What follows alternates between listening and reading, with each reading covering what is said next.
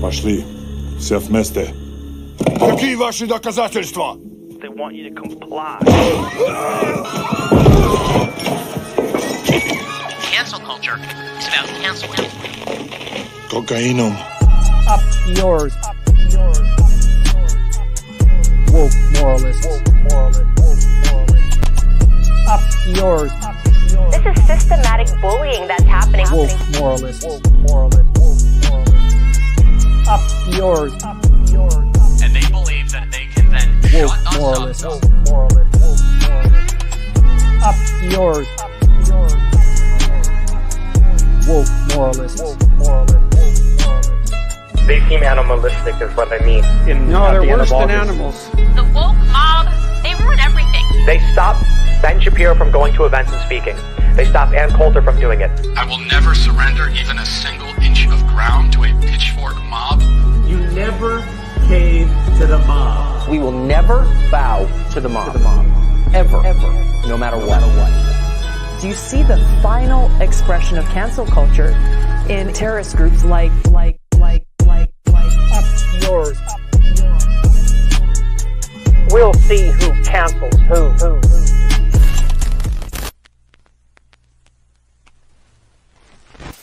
Yeah, our intro. Hello. I was going to say so hard. Hello. Welcome to the Leftist Mafia podcast. And everyone else is going to come in shortly. Here's Lance. There we go. Lance. And we have a guest today that Olay. Do you want to introduce? Yes. Okay, so y'all know I don't usually know who anybody is. I don't watch anybody's stuff. I don't ever. But I beat this channel so bad. This is Kennie JD. She does bad movies in a beat, and I live for it. That's the only thing. Saturday, I'm like, oh, she uploaded. Let's go. So, yeah, I tweeted. I was like, dog, I would love if Kennie JD would be our guest. And they tweeted at her, and she said, yeah. I was like, let's fucking go. So I'm excited about this one. So let's go. Awesome. Well, welcome to the show. Yeah. I'm so happy to have you here. I am so sorry. Right. No, I'm so excited to be here.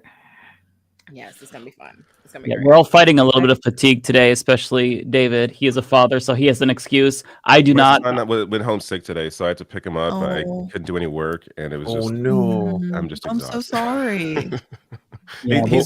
He's actually. I mean, he had a fever, but he's actually fine. So. I'm not tired. I'm just fried. Y'all know the deal. Yeah, I'm just exhausted physically, mentally, emotionally, but I'm happy to be here. This is like a therapy session, kind of, So it's nice to talk to like-minded people and friends. So I'm happy to be here. Why physically? Have you been trained? I just didn't get a lot of sleep last night. Fair enough. Sometimes have insomnia, and last night was one of those nights, so I'm like trying to prep for videos for today, and I'm like, I don't want to talk about anything. I have when you have like brain fog and you can't push through it, and you feel like even words, like when you say them, they sound weird, like when you repeat a word multiple times and it sounds weird, like every word sounded like that. I'm like, dude, I just need to sleep, but I didn't. I don't know how y'all manage that in general, like streaming all the time and doing like content daily and responding to things. Like, I'm like always impressed that y'all managed to give that much of a fuck to be able to do it, like to keep it up. Like, even if I wanted to, I feel like I just don't. I genuinely do not care about more. I set a standard very early. I set a standard very early that everyone should expect very little from me, and it's been working very well. And no one's like surprised when they don't get much. Right. I wish I set that standard early on. No, you gotta lower the bar, man. Low bar. I love it. Lower the bar. To as bare bones as possible. It's really daily. Lance, straight up, I've been like watching the Serfs, like tuning in, like me in the chat. Like I love me. Lance's stream, and I just be like, and I literally explain to my friends, I'm like, dog, Lance has been on here for hours talking to people about the news, like just consistently. He's been on this just news after news after news. I'm like, I take Fridays off now. No more Fridays. I've stopped doing Fridays. Fridays I make YouTube content. I write stuff, and I do Zen, whatever it takes, that kind of stuff. I have so many questions in regards to like avoiding burnout for people that are like daily uploaders or streamers or people that can Don't use Twitter. Don't use Yes. yeah. Lance, you're always on Twitter. How do you even? Right, Alex does all of the Twitter And I'm the main villain. My God, the past couple of weeks, I have been getting roasted, son, and I have been doing roasting. It's been back and forth. I feel like that meme where it's the sicko, where it's like the guy at the mirror is like, yes, good. Like I feel like that sometimes. I'm like, I'm getting it so hard, but I'm going back, baby. Oh, I'm gonna roast all these trans folks. A little bit of masochism. You know, I don't know what it is. I don't know, addiction, whatever. It's like, yeah. I too be on people's heads. I be trying to like, it's, you see all these like important people and like serious, calm people following you, and it's like, oh, you follow me because my intellectual takes, and I'm really about to go tell this person go fuck themselves. No, just trying to like space it out. Like I try to like bury. I'm like, oh, I don't want that. Let me cat photo. I was like, see the cat. No, they knew what they were doing when they got there. So I think go as hard as you can.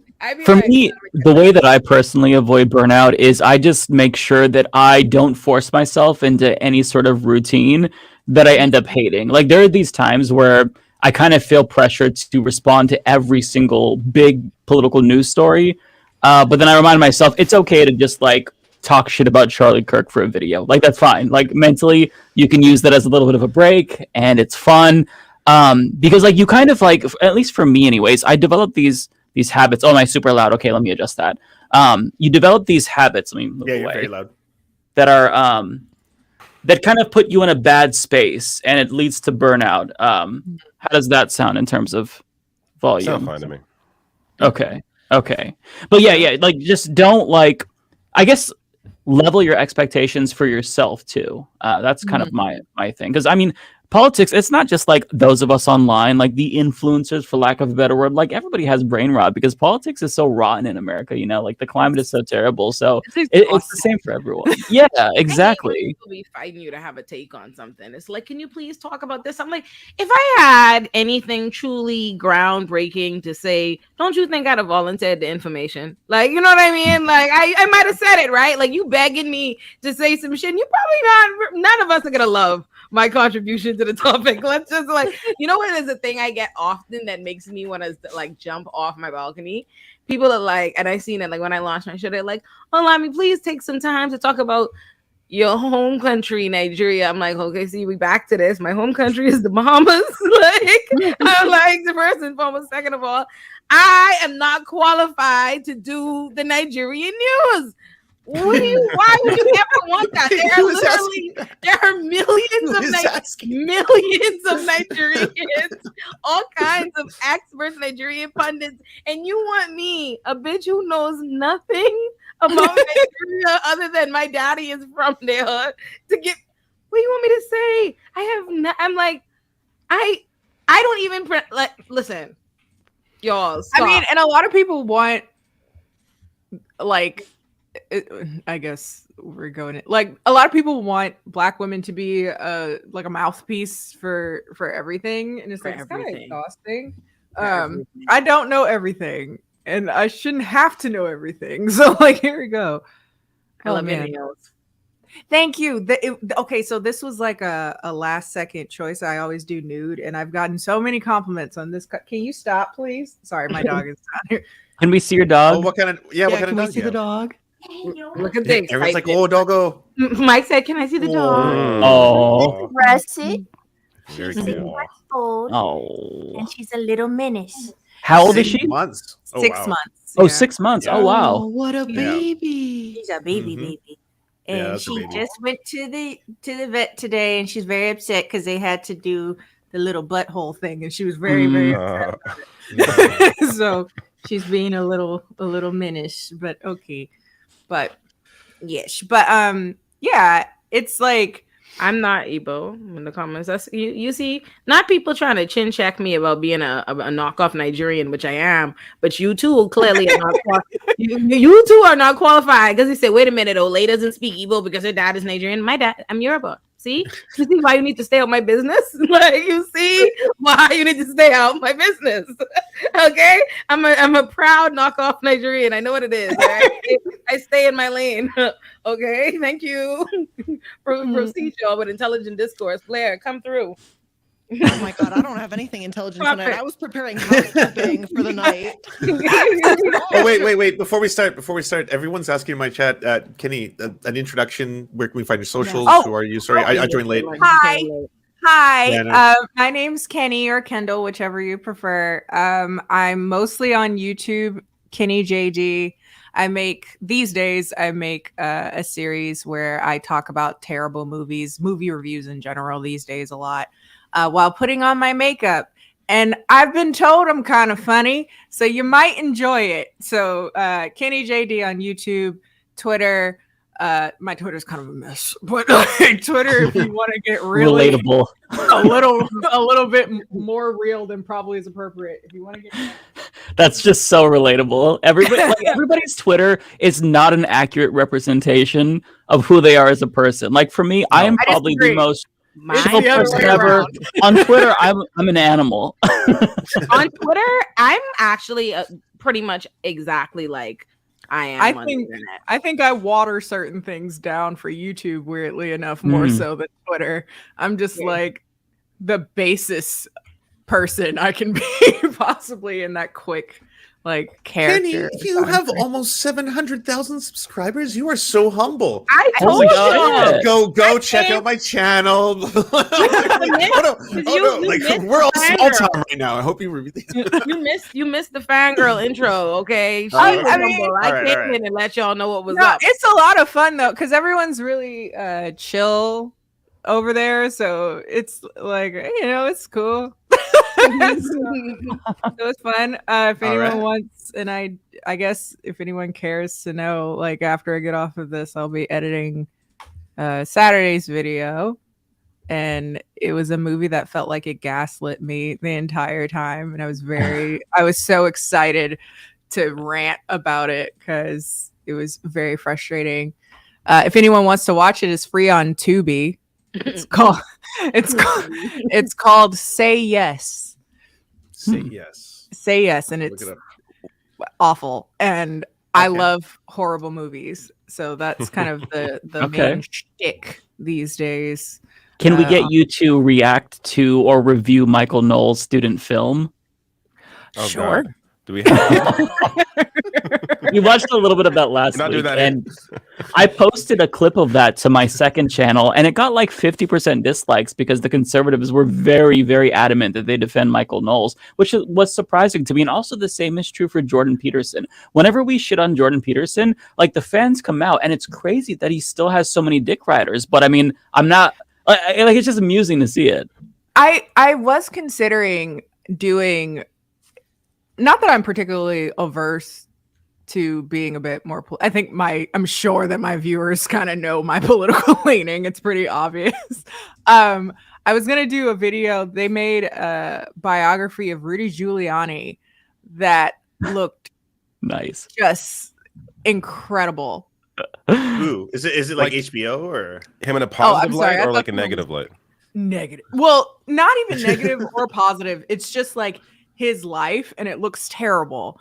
And I'm excited to just like rip it to shreds because it just sounds like a fun time. It's I want to say it was on like a Lifetime or something.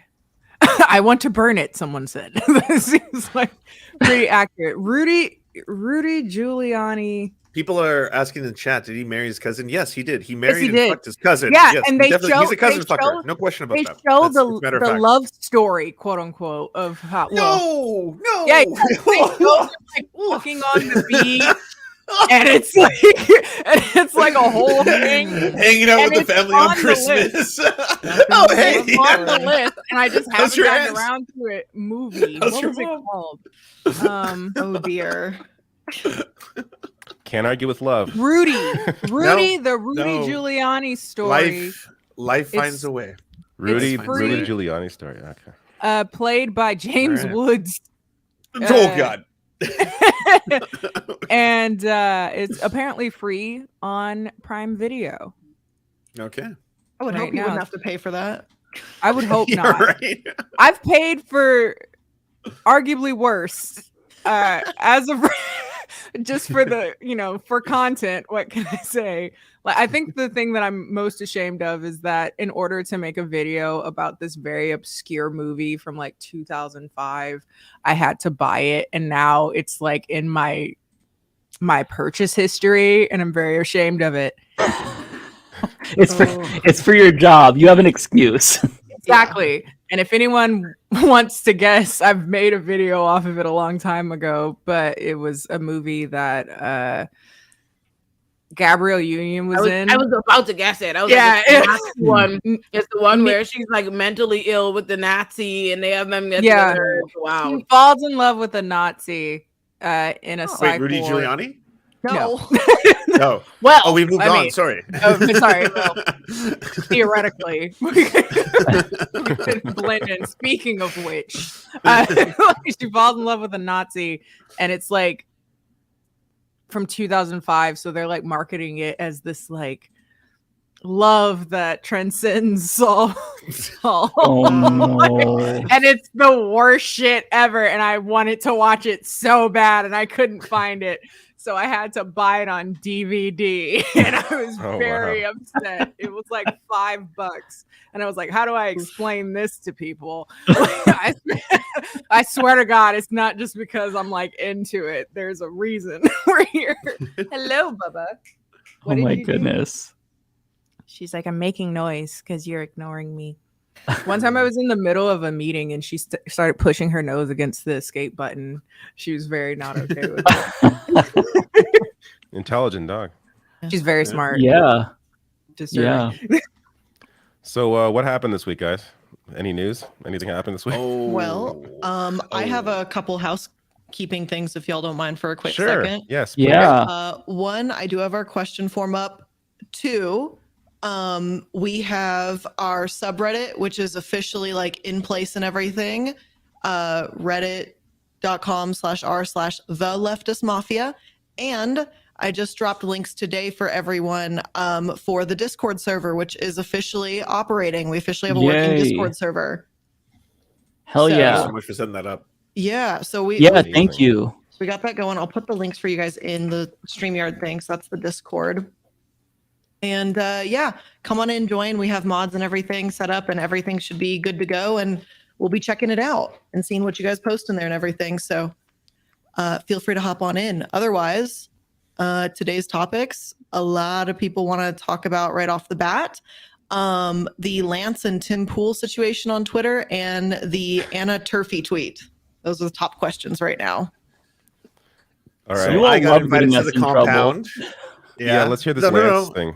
Well, I got invited to the compound. It's my first offer. I'm excited. Matt Binder's been there before. Join the club.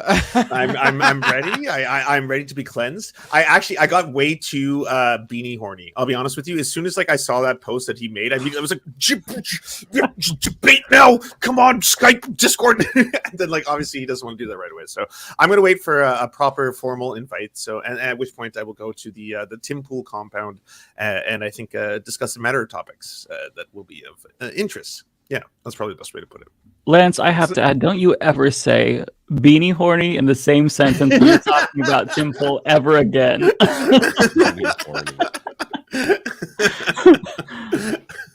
It's quite the setup there because they got it's 5-on-1 basically, right?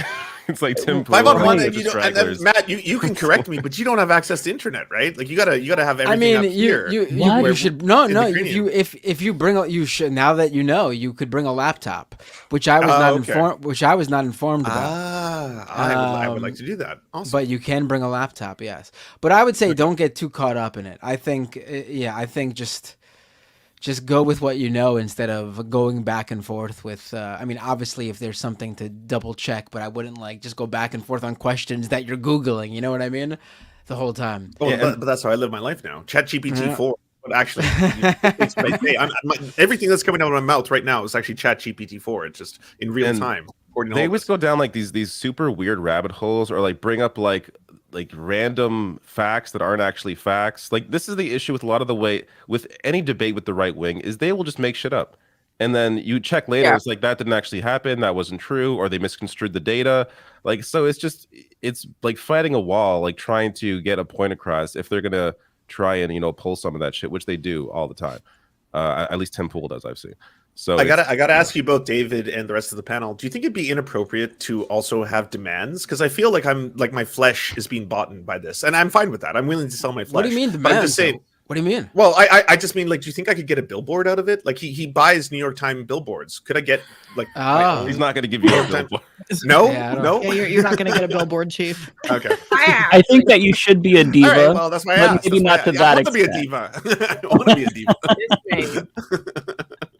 This may come as no surprise, but I don't know who Tim Pool is. What the compound is. Have we not covered a Tim Pool clip on the show before? I feel like y'all have been speaking in special terms this entire conversation. I am so embarrassed because I've been sitting here like, should I know? Yeah. I'm assuming it's the right wing person getting like I'm not on that part of Twitter. This is a reminder to me that there are all these rabbit holes and discussions and debates and fights that happen that literally the vast majority of people have no idea exist, even happening. Like Tim Pool has a massive show. He's had a billboard in Times Square. Multiple billboards. You still know who he is, and that just shows us that a lot of people don't know who the hell these people are. Yeah, it makes me feel better about the world, honestly. Yeah, right? It does. I feel better. Oh, this is why you said beanie horny. Beanie Man. Yeah. He's just bald man with a beanie that's angry. What about beanies? What? He just wears a lot of beanies. All right, I got to bring up Tim. I got to bring up an image. And David, should we mention they're called toques in Canada? We don't have beanies called in toques. Canada. We don't call them beanies. They're called here toques. They're called what? Toques is a cuter word. Toques? It's cute, right? Toques. You haven't heard I have to be honest, and I'm so sorry to my Canadian brothers, but that is the dumbest Canadian thing. Like you win in every other dumber Canadian shit. This is Tim Pool. Have you seen him? You have beat everywhere else though. You've never seen him before. I don't know this man. Sorry. Oh wait, I was looking up his social media. He has one of the largest collection of political channels on YouTube. He's below Steven Crowder as the biggest political news person on YouTube. This person, they go to him for news. So, wow. Yeah. He's also a rock star who just dropped a single. He's a musician too. Yeah, he is a musician. A billboard artist, mind you. Don't treat it seriously, Mike. You're acting like he's like a real musician. Well, he made music. By definition, he sure, I guess. Made a song. Whatever. Oh wait, no. He's the dude that made the Nickelback song, right? Yes. Right, like this is real stuff. A political commentator. Well, yes. It's coming together now. I only see memes about this guy. I have no idea what he actually does. He don't like Lance. Well, I don't know if he doesn't like me. He likes me enough to bring me there. I'm excited. I got all expenses paid. Oh yeah, he pays for you to go. He completely. Yeah, I'm excited. You don't got to spend a dime. Tim Pool for idiots. Come on. Yeah, let's talk about. Okay, so we got it. That's what Tim Pool is. Okay. Now, what is the controversy? Okay, so this is content warning. Things are going to get a little grim. Tim Pool was not always this fucking vicious or vile, but very recently, and this just ramped up. And to me personally, and I think Mike is the other person who identified this, after the Pulse nightclub shooting, he was one of the people who, instead of being like, thoughts and prayers, we're really sorry this happened, that's truly a tragedy or anything like that, was just like, you threw a grooming operation, what did you think was going to happen? Hey, there were groomers there. We told you. People were asking for a wood chipper. What did you think was going to happen? Like literal quote, And at that point, I was like, it's not even thoughts and prayers anymore. It's so fucking extreme, It's like when did like common decency or civility or any of that shit just go out the window? And I was just like, well, they were all pedos. So what did you think was going to happen? And like around that time, I just started going hard. I was just like, fuck you, you deplorable fucking, piece of shit. And so like, I have not put on the brakes on that since. And so I often do get viral clips on Twitter where I'll post shit about Tim Pool. And so he finally invited me onto the show. So I don't know if it's because it reached a certain point. I think it's maybe because right now I'm getting clowned on very successfully by the right for the whole kids don't take puberty blockers take on Twitter, by which I was trying to point out, by the way, if I can just clarify one quick second. The reason I'm saying that is that I think a lot of the right are obsessed and fixated on trans kids, and they always talk about 1 to, I'd say, like the 10 category. That's what they like. Won't someone think of the children? It's not won't someone think of the prepubescent teens? Won't someone think of the teenagers? It's always like, won't someone think of the children? And in that, like, kids do not get bottom surgery, mastectomies, puberty blockers. It's people who are going through puberty who get puberty blockers, and it's people who, with the permission of a doctor as well as their parents, they may get a mastectomy. Cis women get mastectomies. One of my best friends in high school got a breast reduction because her breasts were too large and it was giving her back problems. None of that is unusual, but you fixate on the shit. So I'm like, kids do not get the things you're talking about. And then they did that at community notes or whatever, like Seth Dillon, all these, like, they're hall monitor snitches. Every one of them, all the free speech Republicans, they're all like, at community notes, Serfs wrong, blah blah blah. I was like, oh, you're all snitching on me. This is wild. All the free speech Republicans, you all became fucking cucked as soon as this shit popped off. All right, so fair enough. All of you are super upset. You're super happy that you got a community notes. I have a community notes tab on one of my tweets, and I think that's what provoked, because it was a quote tweet on Tim Pool. I think that's what provoked it. I think that's what he's like, we can bring him on. He's a fool. We'll get him on there. And I am a fool. Fair enough. But I'm a proud fool. I'll say that. No, okay. What you said, Lance, was obvious and reasonable. But if you don't use language or speak with the utmost specificity, they will exploit any perceived weakness. Meanwhile, they fucking lie all the time, and it's right, and it's exposed again and again, and it's just like forgotten about like a day later. Like, it's just they'll have crazy tangents. Like Peterson goes on some crazy, Jordan Peterson goes on some crazy weird tangent, and it's like videos. They still treat with respect. Like, it's just so the whole conversation. Look, as a cis man, I am exhausted by this anti-trans shit, and I can't even imagine how actual trans people feel about all this. It is it is an onslaught. It is never ending, and it is so fucking exhausting just for me as a person covering it. Like, it's ridiculous. I cannot agree with more. These are the downsides of white commentator Twitter. I don't know nothing about. No, I don't even know most of these characters' names. You don't need to. It's okay. Honestly, at the end of the day, I don't consider, and people can feel how they want to feel about this, but the right to me are not a legitimate. I don't see them as people worth like engaging. I don't think there's any merit in what they have to say. I don't think that there's any value in their thought processes. I don't care. They are. That's how I feel about that. So to me, it's like in doing any kind of advocacy or doing the work or saying the things that you need to say to defend communities from being under constant attacks by bigots and white nationalists, these people are going to be mad. Like, yeah, they're going to be fucking hot. They're going to be dunking on you. Yeah, that's all. Like, to me, the problem will be when they like what you have to say.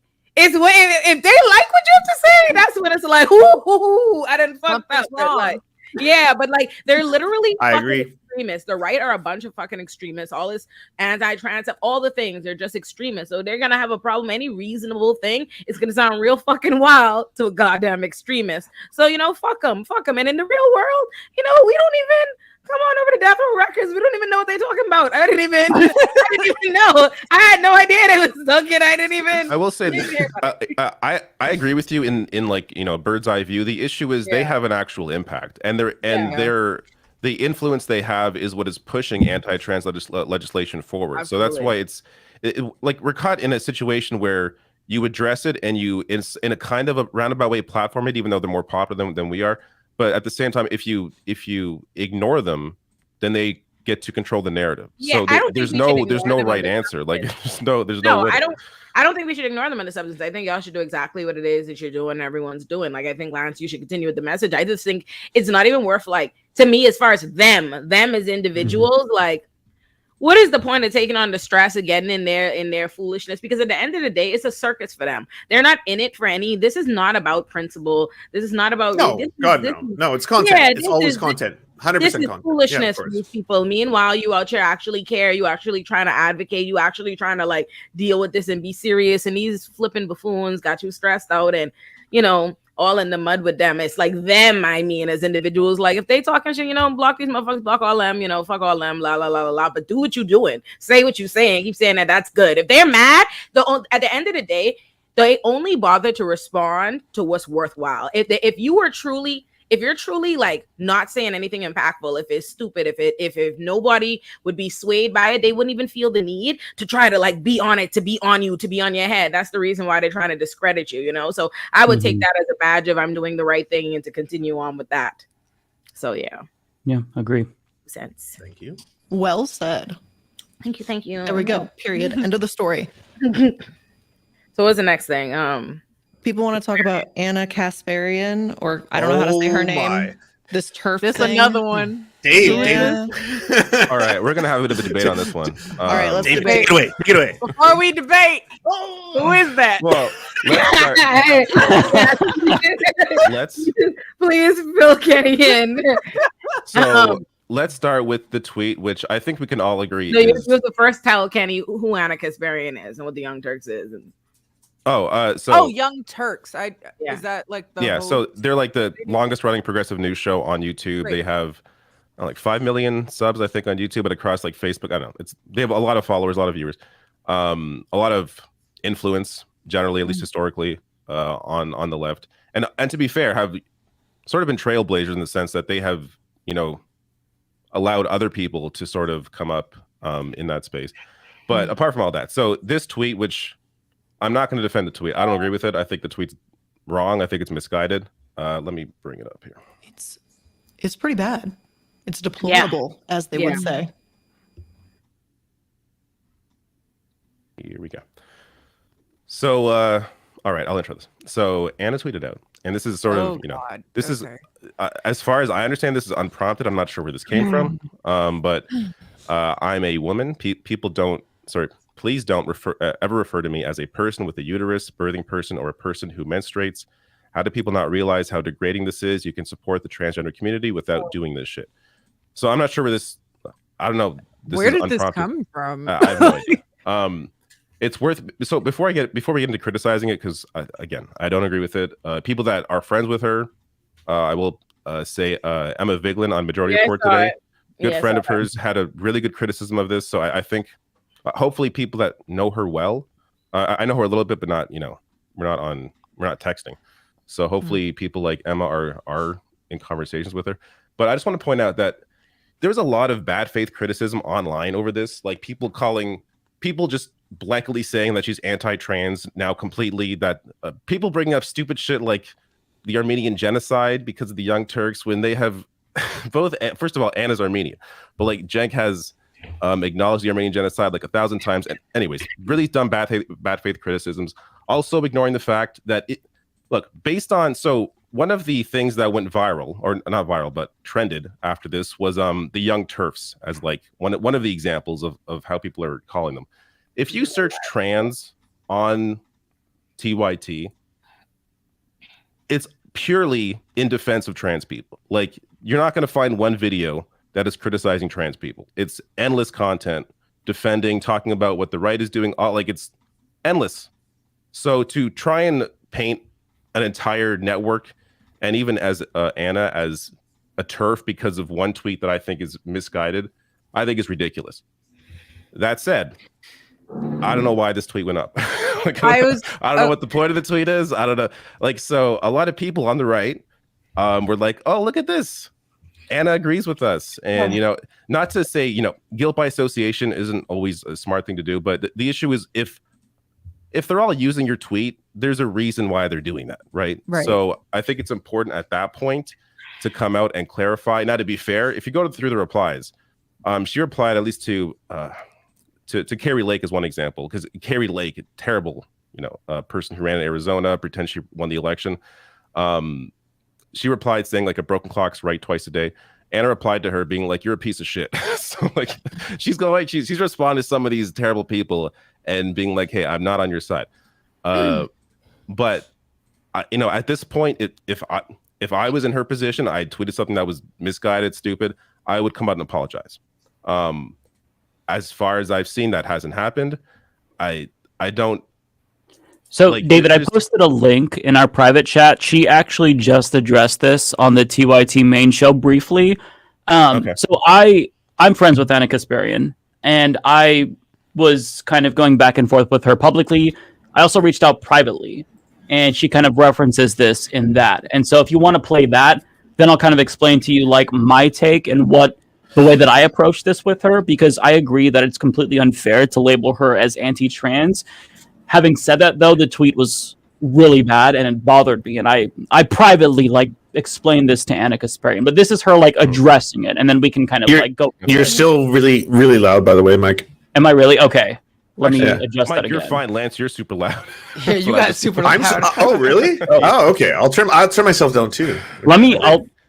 If you guys turn on automatic volume, it should like in the settings on StreamYard. I'm gonna do that. Work. That's what. If you guys take that little bar and bring it all the way down, so there's no blue whatsoever in the little. I got it. All right, we're good. I got it. All right, let's play this. C. Zerkley wrote in, I love TYT, but I'm kind of tired of getting the vibe from Anna, and even Jenk at times, that my plight as a trans man who could get preggers if raped offends her because she feels like birthing persons is offensive. So let me. By the way, we should explain as well before even that birthing person is not used on a regular basis. This is not a thing that people say it's only ever used in medical terminology. As an example, quick before I show Anna's video here. This is a good example of that. So this is how the media has covered this stuff. This is the Atlantic, not even, I mean, they're right wing, but they're not like, Fox News. The culture war over pregnant people, and they're basically criticizing this. So but it's based off of stuff like this. So the White House blueprint for addressing the maternal health crisis. So the right, jumped on this. Oh my God, they used the word pregnant people 3 times, used women 230 times. Like they only use pregnant people in relation to when it's necessary, when it's discussing certain issues around pregnancy, right? Like, so this is a complete non-issue. It's a complete non-issue, and no one's calling Anna or anybody else a birthing person in an everyday conversation. That isn't happening. So the only time I've heard someone try to use it, it's usually in addition to. It's like, hey, by the way, can you please include birthing? Exactly. It's not erase women. Like obviously this affects half the population. And therein lies the fundamental problem and the true issue with what she said and that she said it. Because at the end of the day, she knows as well as we all know, as people who are all dealing with the news, that the trans community is under literally constant attack all around the country illegally. That is reality. She knows that. She knows that they are a political, right now, the Republicans are using the trans community as a political scapegoat for all of their bigotry and to come after tooth and nail, and there are real dangers to that. And as you pointed out, David, yes, they have covered many, many, many trans issues and stuff, so they know better. They are more aware than anybody what that community is facing. So to come out with what is a non-fucking issue, it's something that leans into right-wing talking points to give them at a time when a bunch of people are looking to legitimize their transphobia and legitimize this bigotry. So they are clamoring for people who they, especially people they like, people who they trust or whatever, to have these things that endorse. And you see that because all in the comments, you see people in our comments right now in this live chat being like, oh, what's wrong? And that's right. And she should be able and blah. And that's the fucking problem. And that's how it starts. And that is the larger problem, because at the end of the day, no one is stopping you from being a woman. Nothing. Let's talk about language, what language is for.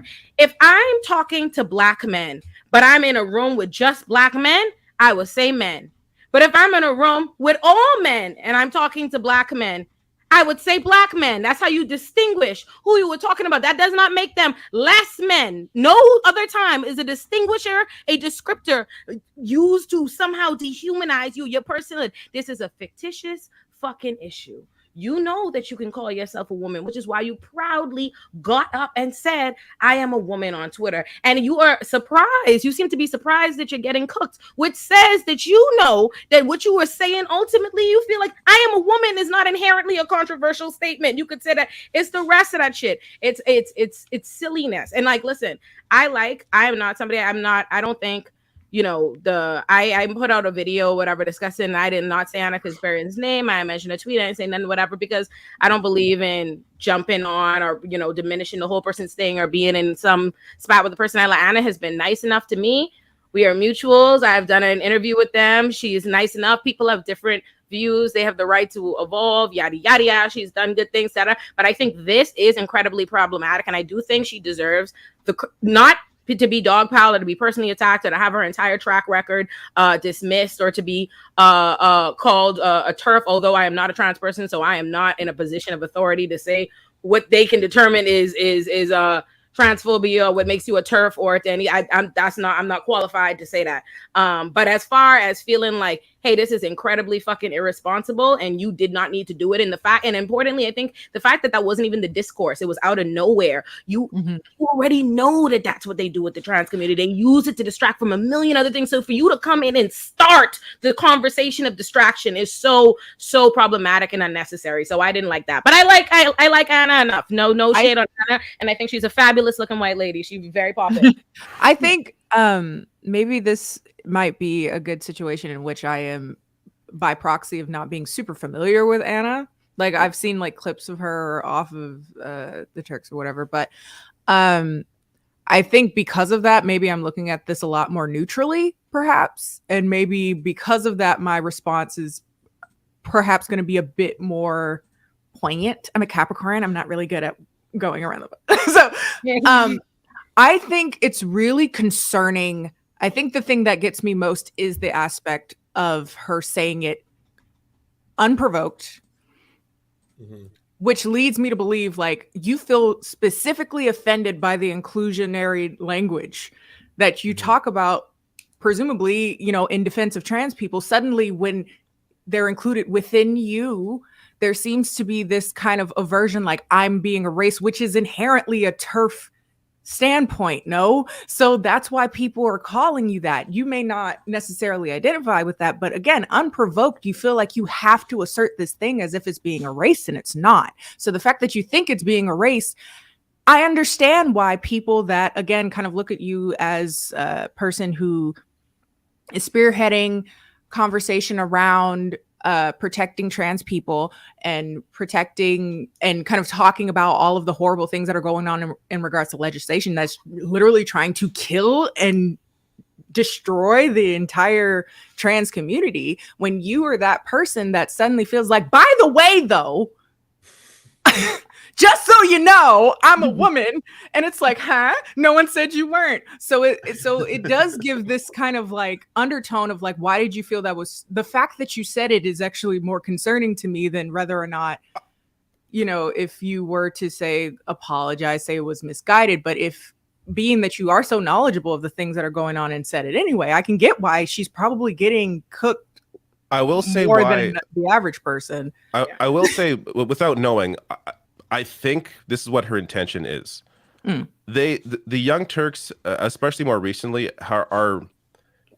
they really try and talk to people who have been taken in by right-wing propaganda.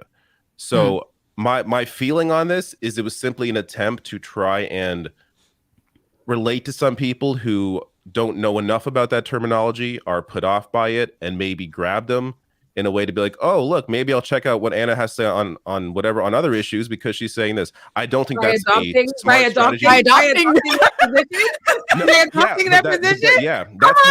That's why I don't think it's a good strategy. I don't think it makes any sense. But I think that's if there's any intention there, that's what the intention is, because ultimately it doesn't make sense considering their content. I like Anna, but she came out on some righteous, indignant white woman shit. She did. That's what that tweet. That's 190%. It felt very like I'm not being included. Why? Right, this is the most great. And you know that I saw like another video that spawned off. I seen another thing, and this person was like, "Oh, you know, why am I being erased? I feel disrespect." Oh, this is insane. This is the problem I think with when like we don't really talk about like white nationalism and the problem with like our like power structures and stuff as a general, right? Because if power inherently is about like maintaining power by subjugating other groups, what happens is we start mirroring that system in other ways, and you have other people like, you know, co-opting the same oppressive systems that hurt them or whatever with other people. And that's what it is now, because there's no other context. If we said, if people were like, oh, let's have more black people,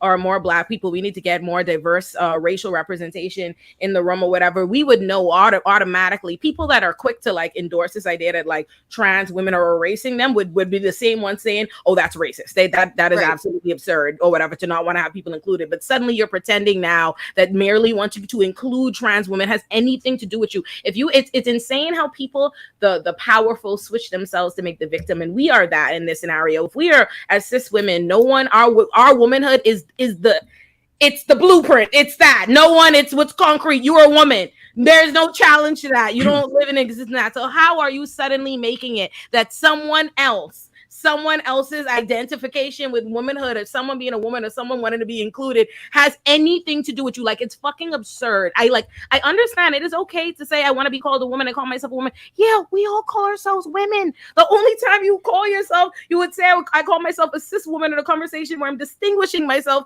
from a trans woman in a conversation. It's literally language, which tells me it's like there's something else baked there, or whatever, the inherent transphobia. And listen, I think I don't condemn anybody for what our initial yes, I see everybody in the comments. Anna said, "Oh, sorry, yes. No one's talking about Anna in general. We're just talking about we've moved on now, and we will get to her video. yeah, we moved on. Okay, Anna's fine. We like Anna. But I'm like, if this is just language descriptors, and I'm not gonna condemn people for their initial You're baked into a society, I said all the time, that teaches you the default is to end up being on the side of usually pretty bigoted things. But it's the inability and the unwillingness to examine that and not to recognize that you see it in every other context. It's sick to see a bunch of black people, gay people, other gay people, and people just acting so willing to take the one opportunity to be above somebody on the social hierarchy and be so deliberately obtuse to the fact that you are implementing the exact same structure. Like, inclusivity does not exclude you, the person who has the ability to exclude. That makes no sense. We're women. Like, no one can kick us out. No one can kick us out. We have the keys to the woman club. 100%. How are you acting? I want to add other thing too, is that it's the right that are doing this kind of like biological essentialism, where you are a man if you have a prostate and a scrotum and a penis, and you're a woman if you have a uterus and the ability to give birth. That's the right that is doing that shit. They're the ones who are like, man equals dick, woman equals vagina. That's their game. We should not play that game, right? Like, we're the ones who are like, well, we have moved past this. Science has, our understanding has. I have one thing to say about that, though. Okay. I have one thing to say about that. Is that people be bigoted everywhere. and I really think one of the things that I've been kind of like thinking about a little bit is we make these descriptors of like leftists are like this and right go like this, but a lot of it isn't. I'm gonna go off of my own experience, right?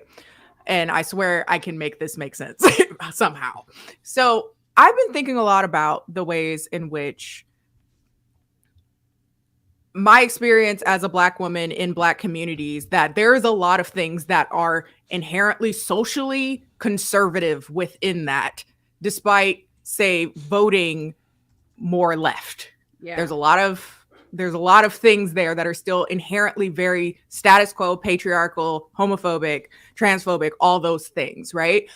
And so it's easy to kind of say, like, I guess even if we're looking at this context, like, well, she's usually leaning on the left, so that is something that is other and therefore not being understood within our own spaces in which, and it makes it so that they're that, I'm this, and I don't have to do any reflections on the way that I still uphold patriarchy and homophobia and stuff like that. And I think this is a perfect, again, I don't know her very well. You guys seem to be friends, and we still need to, like, we're not being self-reflective enough of our own inherent biases, is what you're saying. Exactly. And that's more reflective of what is happening versus here. Even if we're using this as an example. True. Like, even if she has the history, for instance, of being more on the left, and that has in some ways been very much so, applauded for her within her own community, it's times like this where, okay, I personally think you dropped the ball. And when you decide to ignore that, we still end up in the same space, and how you have like Republican fanboys being like, oh my gosh, she got it right this time. Like that's an issue, right? That shows that is not as the history matters. Like is that person salvageable? Like that's where the history matters. Is right, but you don't need that. You don't need to like my thing. Like, and I was noticing this, and I was on Majority Report like I am every Thursday. But before I got on, Emma addressed the situation, and Emma had a really good take. Emma's great. But even Emma, she mentioned how, Anna's history and everything. And I mean, I know they've worked together for a long time, so I get it in her very specific case, because it's also where her background on Anna comes into play. But like every single person, even here on here, I feel like they're like, you feel like you have to say something about Anna Kasparian's history. And if I guess it comes up that like someone's comparing her to like Ben Shapiro or something, then yeah, you could bring up it's not the same thing, but you don't need to add that when you're just discussing what she said, because it has no bearing on what she said. Her history means really nothing to someone who is hurt or affected by what she said in that very tweet. It's just sort of like a pointless sort of additional comment. I think it matters just in terms of that thing. I think it matters in terms of like the pylon. Like there's it makes sense. Well, no, I don't think it matters because it makes sense to have an argument of what is wrong with what she said as opposed to the person. Because a lot of the Twitter shit that was a lot of the responses to her were just fucking completely unhinged, and like it makes I understand. Well, I mean, how do you think they feel? To have bad faith criticisms, but to have to paint an entirety of an individual because of a single bad tweet. I'm gonna tell you this though. I think that's ridiculous. I will say this didn't happen in a bubble. A lot of people were coming off of knowing her as someone who also had a really bad take on what was going on in California, really hyping into the whole crime thing. She went on Ben Shapiro's show. Prison abolition. Yeah, I mean, she's and listen, I don't actually know Anna. My connection with her, here I go doing the same thing, but I mean, this is part of the conversation now here. My connection to her was she co-hosted the Jacobin Weekend Show for a short time with one of my best friends, Michael Brooks, before he passed away. And that's my one connection to her. She followed me from that. She retweets me every now and then, but I never met her, never went on a show with her. I don't know her. Do I respect the work she's done? Sure. But it also means that like when she says something, it's on us to also that's we disagree with or is wrongheaded. It's also on us to call her out for it without needing to like beat around the bush and tiptoe around the obvious.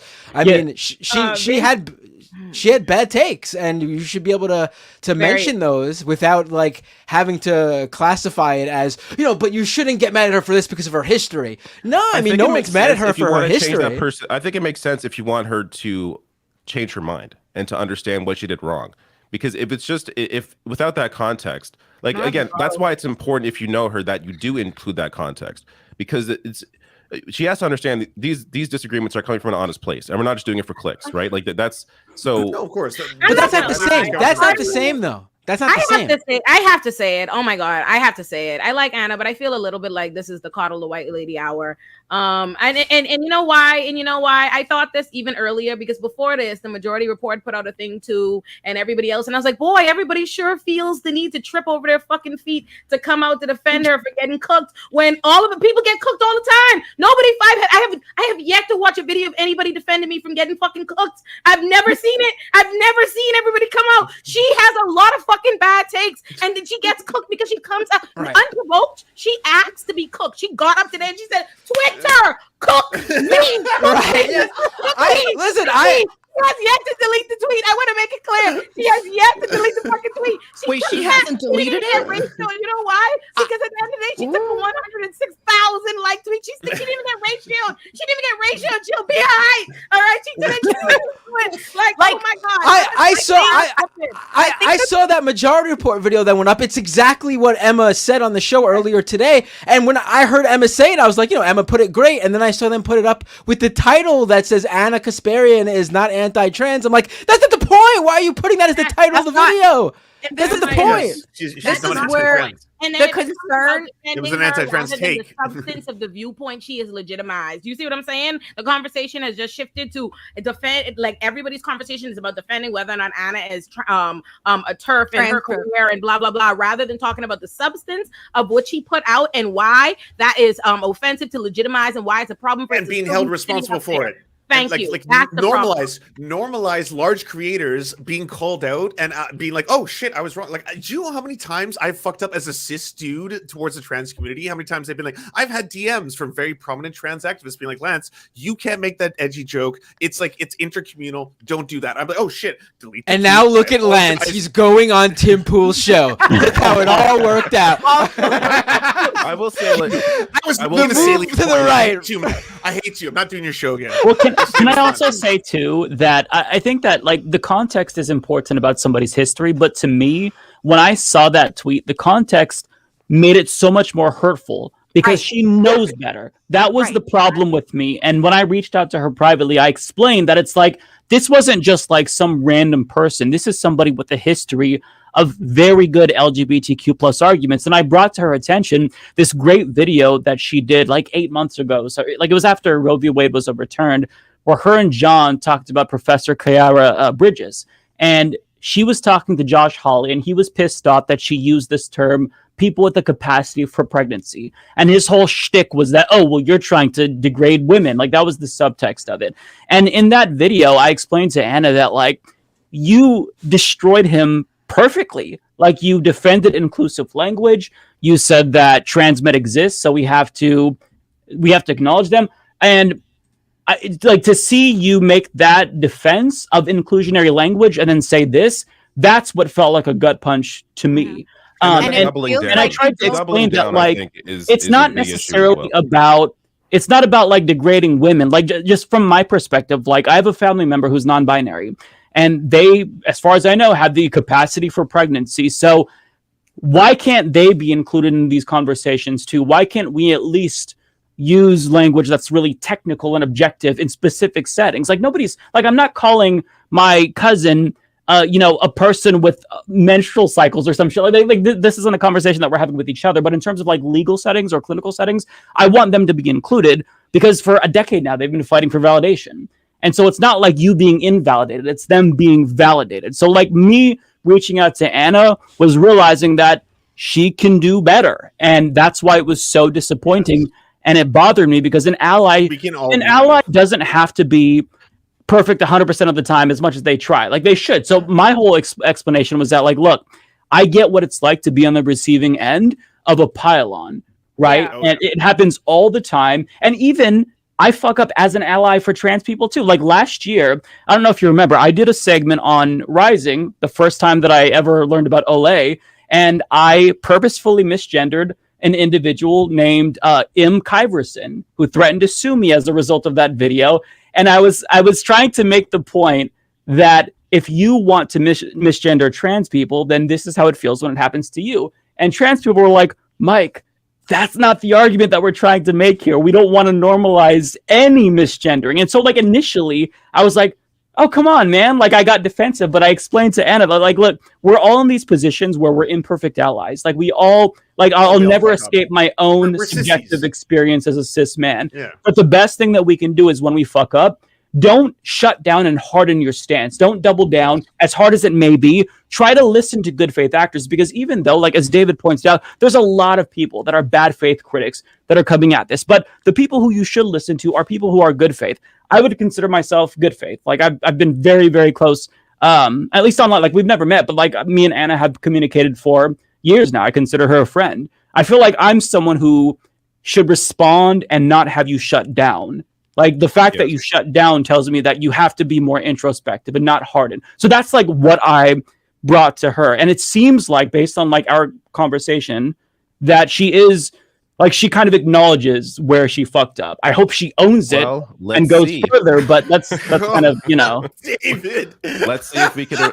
Goddamn Willy Wonka over here. Okay. Raped offends her because she feels like birthing persons is offensive. So let me just address something, okay? for me, as a woman who has experienced endless debates, like our bodies are so politicized. And I hate feeling from the right wing my entire life that our bodies are just meant for producing children. So the phrase person with a uterus for me is triggering. But I understand the importance of inclusive language. I just don't like to be boiled down to a body part. So Mike Figueiredo from the Humanist Report reminded me of a video we did a few years ago where we were defending someone who used the phrase people with the capacity for pregnancy in the context of the abortion debate, I believe it was. I'm totally fine with that. I think that's totally fine. If that's what they want to use in a medical setting, great. But for me, my personal preference is I don't like to be referred to, even in the context of an abortion debate, as a person with a uterus. Person with the capacity for pregnancy, that's great. That's all I'm saying. I think I got something to my say track right now, record on transgender issues is Let's pretty finish it. clear. And I hope you understand that I have no disdain or hatred for the transgender community whatsoever. I'm gonna jump out a window. Yeah, I thought I was expecting better than that. Honestly, first time seeing that. The two biggest. Wait, sorry, let me say this. The two biggest conservative figures who went after her afterwards, both of them were demanding that she stop calling herself cis. That was Glinner and Matt Walsh. Matt Walsh and Glinner, both of them were like, hey, by the way, you came so close, but you could never call yourself cis, blah, blah, blah. I was like, so you're telling a woman who's telling you that, like, I don't want to be told what I have to be referred to, that I have to not use these terms. So that's the right-wing response to this. I hope everyone realizes. I'll say what I think the issue is. She has to understand she has a platform. It doesn't matter what her personal feeling is. She doesn't need to voice that publicly. Like she didn't. That's just stay private. Like talk about. You have to understand the power you have with your words and language, and it doesn't. I'm sorry, it doesn't matter how you feel personally about that. I'm sorry. What context is she being called? Like just walking around a person with a uterus? That's what I'm trying to understand. There's this this kind of like, I'm not being included or I'm being erased. Again, there is something by nature of her distinguishing that, where she's like, I'm so tired of being called a person with a uterus. And it's like, but if we were talking about it again in this, like, if we're talking about it in the abortion debate, because she brings up that in particular, then you, a woman, aren't the only person that is included in the people who are considered for the abortion debate. So why does it bother you to be called, for everyone who has the capacity to get pregnant, to be called people that have the capacity to get pregnant? It's a non-apology. She didn't acknowledge that you, for some reason, came out of nowhere talking about how you don't want to be referred to as someone with a uterus. But who is walking around calling you? Right. I think it's important to say. I hate when Anna has very slickly recharacterized what she did. It's very, and we're going along with the recharacterization. She did not come out and like, I don't like to be called that or whatever. That was very much a public service announcement style, with a whole declaration of why I don't see a call to everybody else says, I don't see why that's not degrading and dehumanizing, and you can support the trans community and not be a part of that shit. She literally presented people with a talking point. You know what I mean? Like, hey, for something that, like, this is bullshit, hogwash, this level of like trying to slip that aside or whatever. That's one. Two, and again, I like Anna, but I'm gonna call this what it is. And I don't want to. And for the record, throw, like I said, all the bail. I'm a shooter. Anna first became known to me when she covered me on TYT. Me defending Elliot Page from being dead named on Rising. So yes, I acknowledge all the work she's done, but this is some knowing bullshit, and I don't like the way she's sidestepping it. And second of all, I want to say this.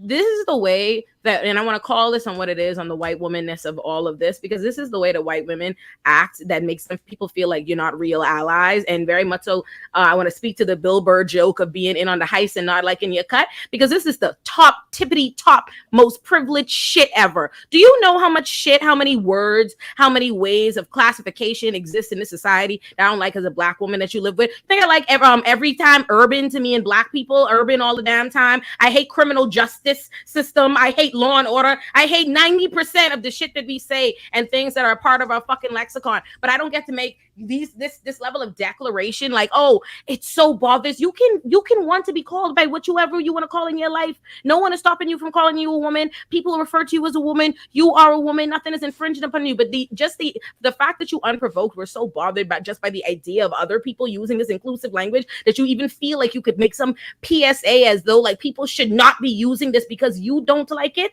because it's not your preferred measure, is a level of privilege that is not being called out in this conversation. That's some real white woman shit. And I like Anna, but that is what that is. Well, and to add on to that, as an example, might I add, J.K. Rowling did an interview with a reporter, and this is actually nearly verbatim the same type of language she used. And so for Anna to use J.K. Rowling-esque language is terrifying, to be honest. I don't know if you guys have seen that interview or heard of it. I'm sure you have.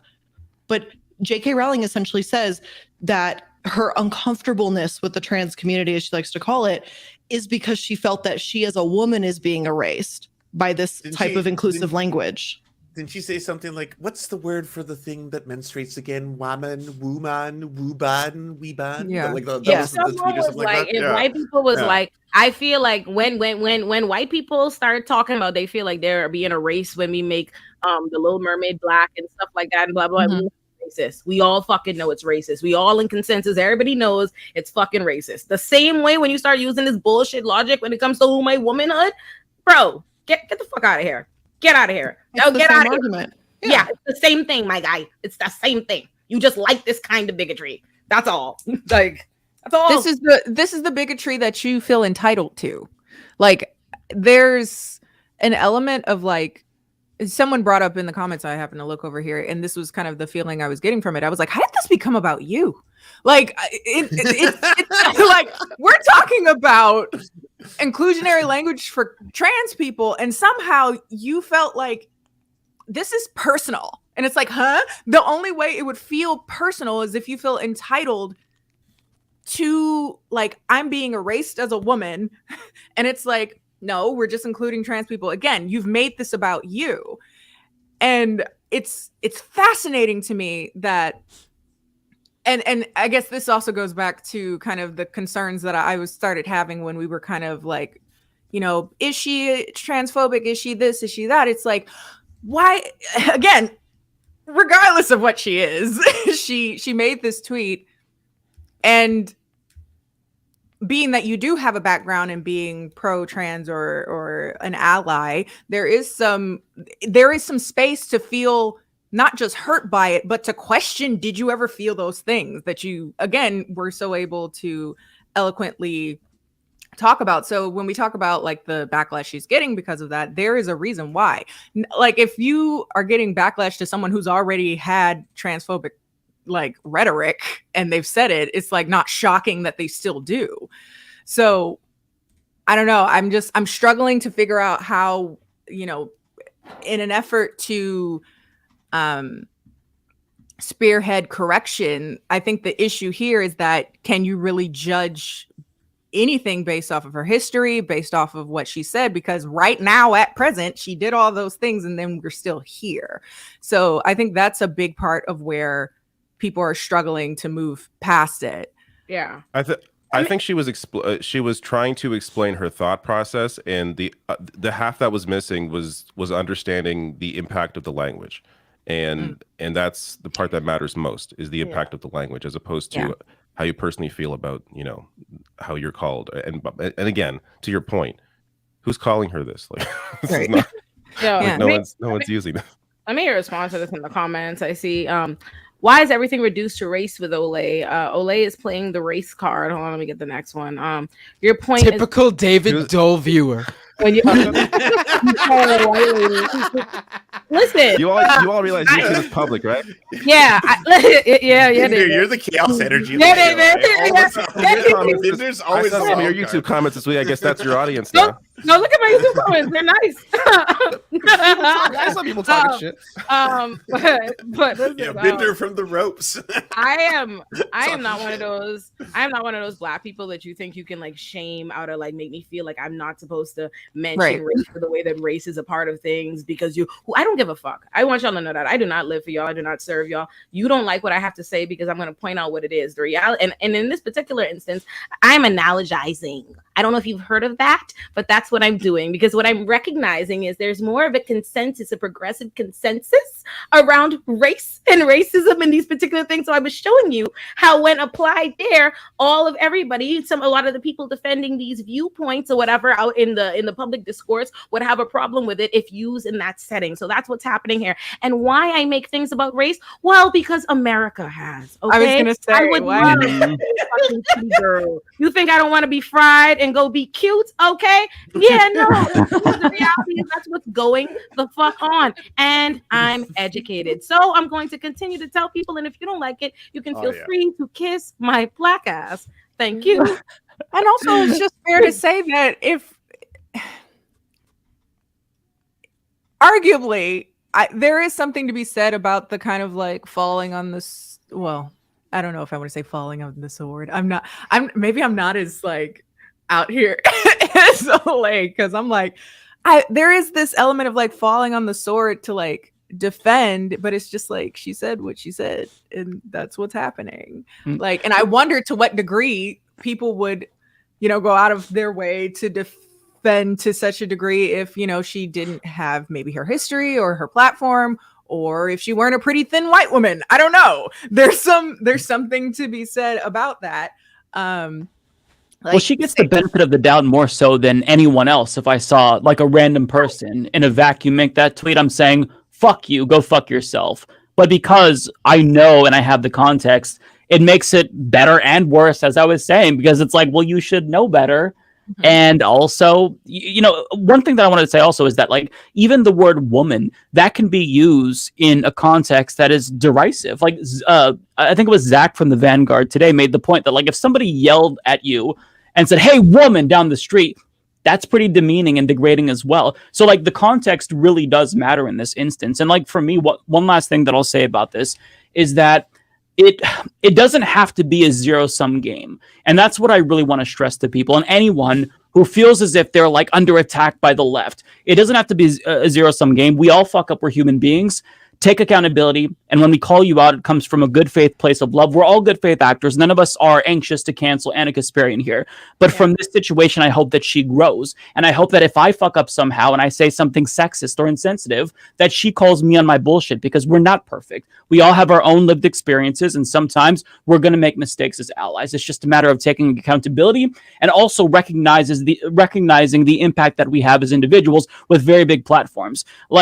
To say what she said in the middle of an international crusade against trans people, that's what really makes it so much more problematic. If she said this back in 2014, it's like, okay, I disagree, but I'm moving on. But to say it now, it just felt like she should have known that she was adding fuel to the fire, to this like crusade against trans people. Like she's giving the right exactly what they wanted. So like to me, it's not about like canceling Anna. It's not about like trying to demean her and erase her previous history. It's just a matter of you fucked up. It's a bad tweet. It's indefensible. Please do better. Cancel. Absolutely nobody is trying to cancel Anna. And let me make sure I say that before anybody want to clip 5 minutes of what it was an hour conversation or 10 minutes. Nobody. Literally, I want to let the record reflect. I saw Anna's thing. I did not quote tweet. I did not comment. I didn't say nothing about Anna. Whatever. This is, you know what I mean? Like we were asked this question. Yeah, exactly. You know what I mean? Like, because listen, you're gonna have whatever say things, and like I said, I do not think it's a worthwhile thing to be in spats with commentators or whatever. Blah, blah. I'd rather be about the views, which was I made a video on Twitter that is circulating, talking about the issue itself. No mention of Anna or Anna's tweets or any thoughts about Anna or anything like that. Because like I say, it's not about her for me. No one is trying to cancel Anna. She's fine. And I have to point out really quick here. So I was also triggered by Jenk's responses to this, but I want them to understand where I'm coming from because I understood where Jenk was coming from. So an example is that a couple of months ago, I did a segment on money in politics and I covered an article that mentioned Wolfpack, and the article misrepresented the organization Wolfpack, which Cenk founded. Cenk had privately reached out to me, and he's like, hey, people at Wolfpack think that you misrepresented them and whatnot. And at first, I got defensive. It's like, oh, come on, give me a break. Is this really that significant? But they thought it was. So I tried to do my best to correct it. I brought on one of the executives at Wolfpack to kind of explain what the disconnect was. So if he can understand why reaching out in good faith is important for growth, then he should apply that to this situation as well. Because I listened to you, motherfucker, so listen to me now. That was a bad tweet. No, stop hardening your stance. they like he doubled down more than Anna did, and it's guys like apologies work. Apologize. Nothing's wrong with it. Yes, people will forgive you if you understand the Apologies impact of your words, what you did wrong, and you apologize. Yeah, like it's nothing's wrong. Like people, it doesn't make you weak. Apologize. You're not Yeah, see, he made tweets about like thinking like staying in their position is making them strong. No, that's making you look like you're weak and unable to acknowledge that you said something ridiculous. Like exactly. I want to also say one thing to all the chats. By the way, a lot of people are upset about being like, Anna, you're saying she's white, she's Armenian. I'm not trying to do erasure of any single ethnicity. I'll say this: like, my mother is native. I have a status card, and I'm white as fuck. I'm white. When I say white, by the way, it's because how do police interact with me? Police interact with me like a white guy. Okay, I don't sit there and they're like, oh wait, we have to do blood quantum on you, sir. We're gonna find out what you. No, that shit doesn't happen. White just means like, how are you treated by, generally speaking, society? Is it Armenia is also run a track? I'm sorry, I gotta stop this dead in the tracks. This comment says, Olay got famous off TYT. Boosting her rant against Kim. TYT's on the right side, y'all being sensitive. Let me tell you something. Do not play with fucking me. Do not play with my track record. I'm a bitch who's been on John Oliver, The Breakfast Club. Everybody named Mama AOC shouted me out on The Breakfast Club. I told you to keep it fucking cute, baby. Keep it cute. I stay booked and busy. I did not get famous off TYT. TYT was covering me because I was already viral off that clip, and my whole thing. Everybody covered me. Lance covered that. Mike covered that. That's how I. Excuse me, baby. Yeah, she got famous from me covering her because Kim Iverson threatened to sue me because of that clip. Okay. Not to mention, Olay did mention. Not to mention you, Olay, you'd mentioned that already. Like you mentioned how TYT covered, like how she covered you. Yeah, like I noted you that. weren't like hiding this information. I literally said that. Did I not say I did a courtesy? I did not quote tweet this woman. I say nothing negative about her. I've shot her all the bail that I could shoot her. I have acknowledged literally all the good things, all her track record. But let's not get beside ourselves in these comments. Don't you ever in your life? Ain't that something? Don't you ever in your life got famous on TYT? You and me fucked up. A bunch of people who know me ain't even seen that interview. What the fuck you talking about? Is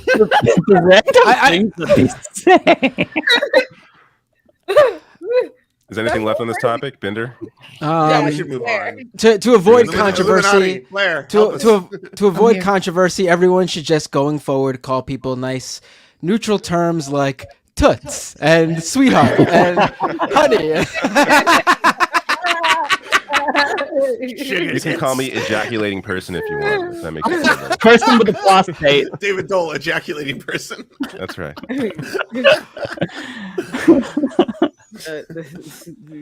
All right, we can move on. Yeah. All right. Yes. So kind of in the same vein, though, some folks are asking, do you think that infighting among the left weakens the left? Yeah. And do we consider this infighting?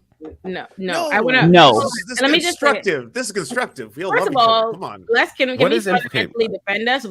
I think we are the only show like this with this many leftist content creators of different whatever in and of itself. We every Thursday convene and be good and nice and discuss our ranging of views. I think we are already leading the pack when it comes to no, we believe there should be no like infighting and blah blah blah. That's why we were saying you see all this bail we've been shooting, loan bail. We stay away from it. No, we do. We've talked about it like the whole first 3 episodes of the show. We were like, we don't believe. I want to know though, like what is infighting? What constitutes infighting? If this discussion about what's happening, this discussion with Anna was an infight, like what is infighting? I think I mean, people who would we bring did up like Madeleine Albright is in like if you're going too far. If it's like, hey, you should criticize a take because you think it's transphobic. Don't criticize the take because it's like, hey, you interviewed Madeleine like Albright years ago. That's like then you're creating infighting, in my opinion. You're not actually like criticizing a fellow content creator. So that's just bad faith critique then, as opposed to infighting. Okay, that's true. You're right. This is more sophisticated than we thought. Okay, we didn't. We didn't tell anyone to like stop listening to TYT or don't follow Anna anymore. Yeah, No, yeah. We were just discussing an issue that happened, and that's it. I mean, I don't see. Yeah, there's a key difference between constructive criticism and destructive criticism. Right. Like, to my knowledge, all of us are trying to get Anna to understand why there is so much backlash to that response. We're not trying to like cancel her. See, this is why the Young Turks is fucking terrible. Like, that's not what we're trying to do, obviously. And we're going to have these disagreements. Like, go back a couple of years. You see me and Kyle Kalinske going back and forth arguing. We even had like DM arguments. Now we're like, I mean, Kyle's always been my brother. He just hit 1 million today. Shout out to him. But like, we have to have these conversations on the left. The left is not monolithic. Some of us are at different like levels in terms of where we're at with regard to specific knowledge. We have to have these conversations, otherwise we can't grow. So you can understand that sometimes left fighting might look like that's what's happening, or this might look like infighting, but I feel like this is actually constructive. We've got to hash this out. Like, you can't just allow people in our own community to say things that I think are really deeply hurtful and harmful and go unchecked. This is what we're here for. Call me out when I fuck up. We'll call you out when you fuck up too. It's just like, this is what we're supposed to do.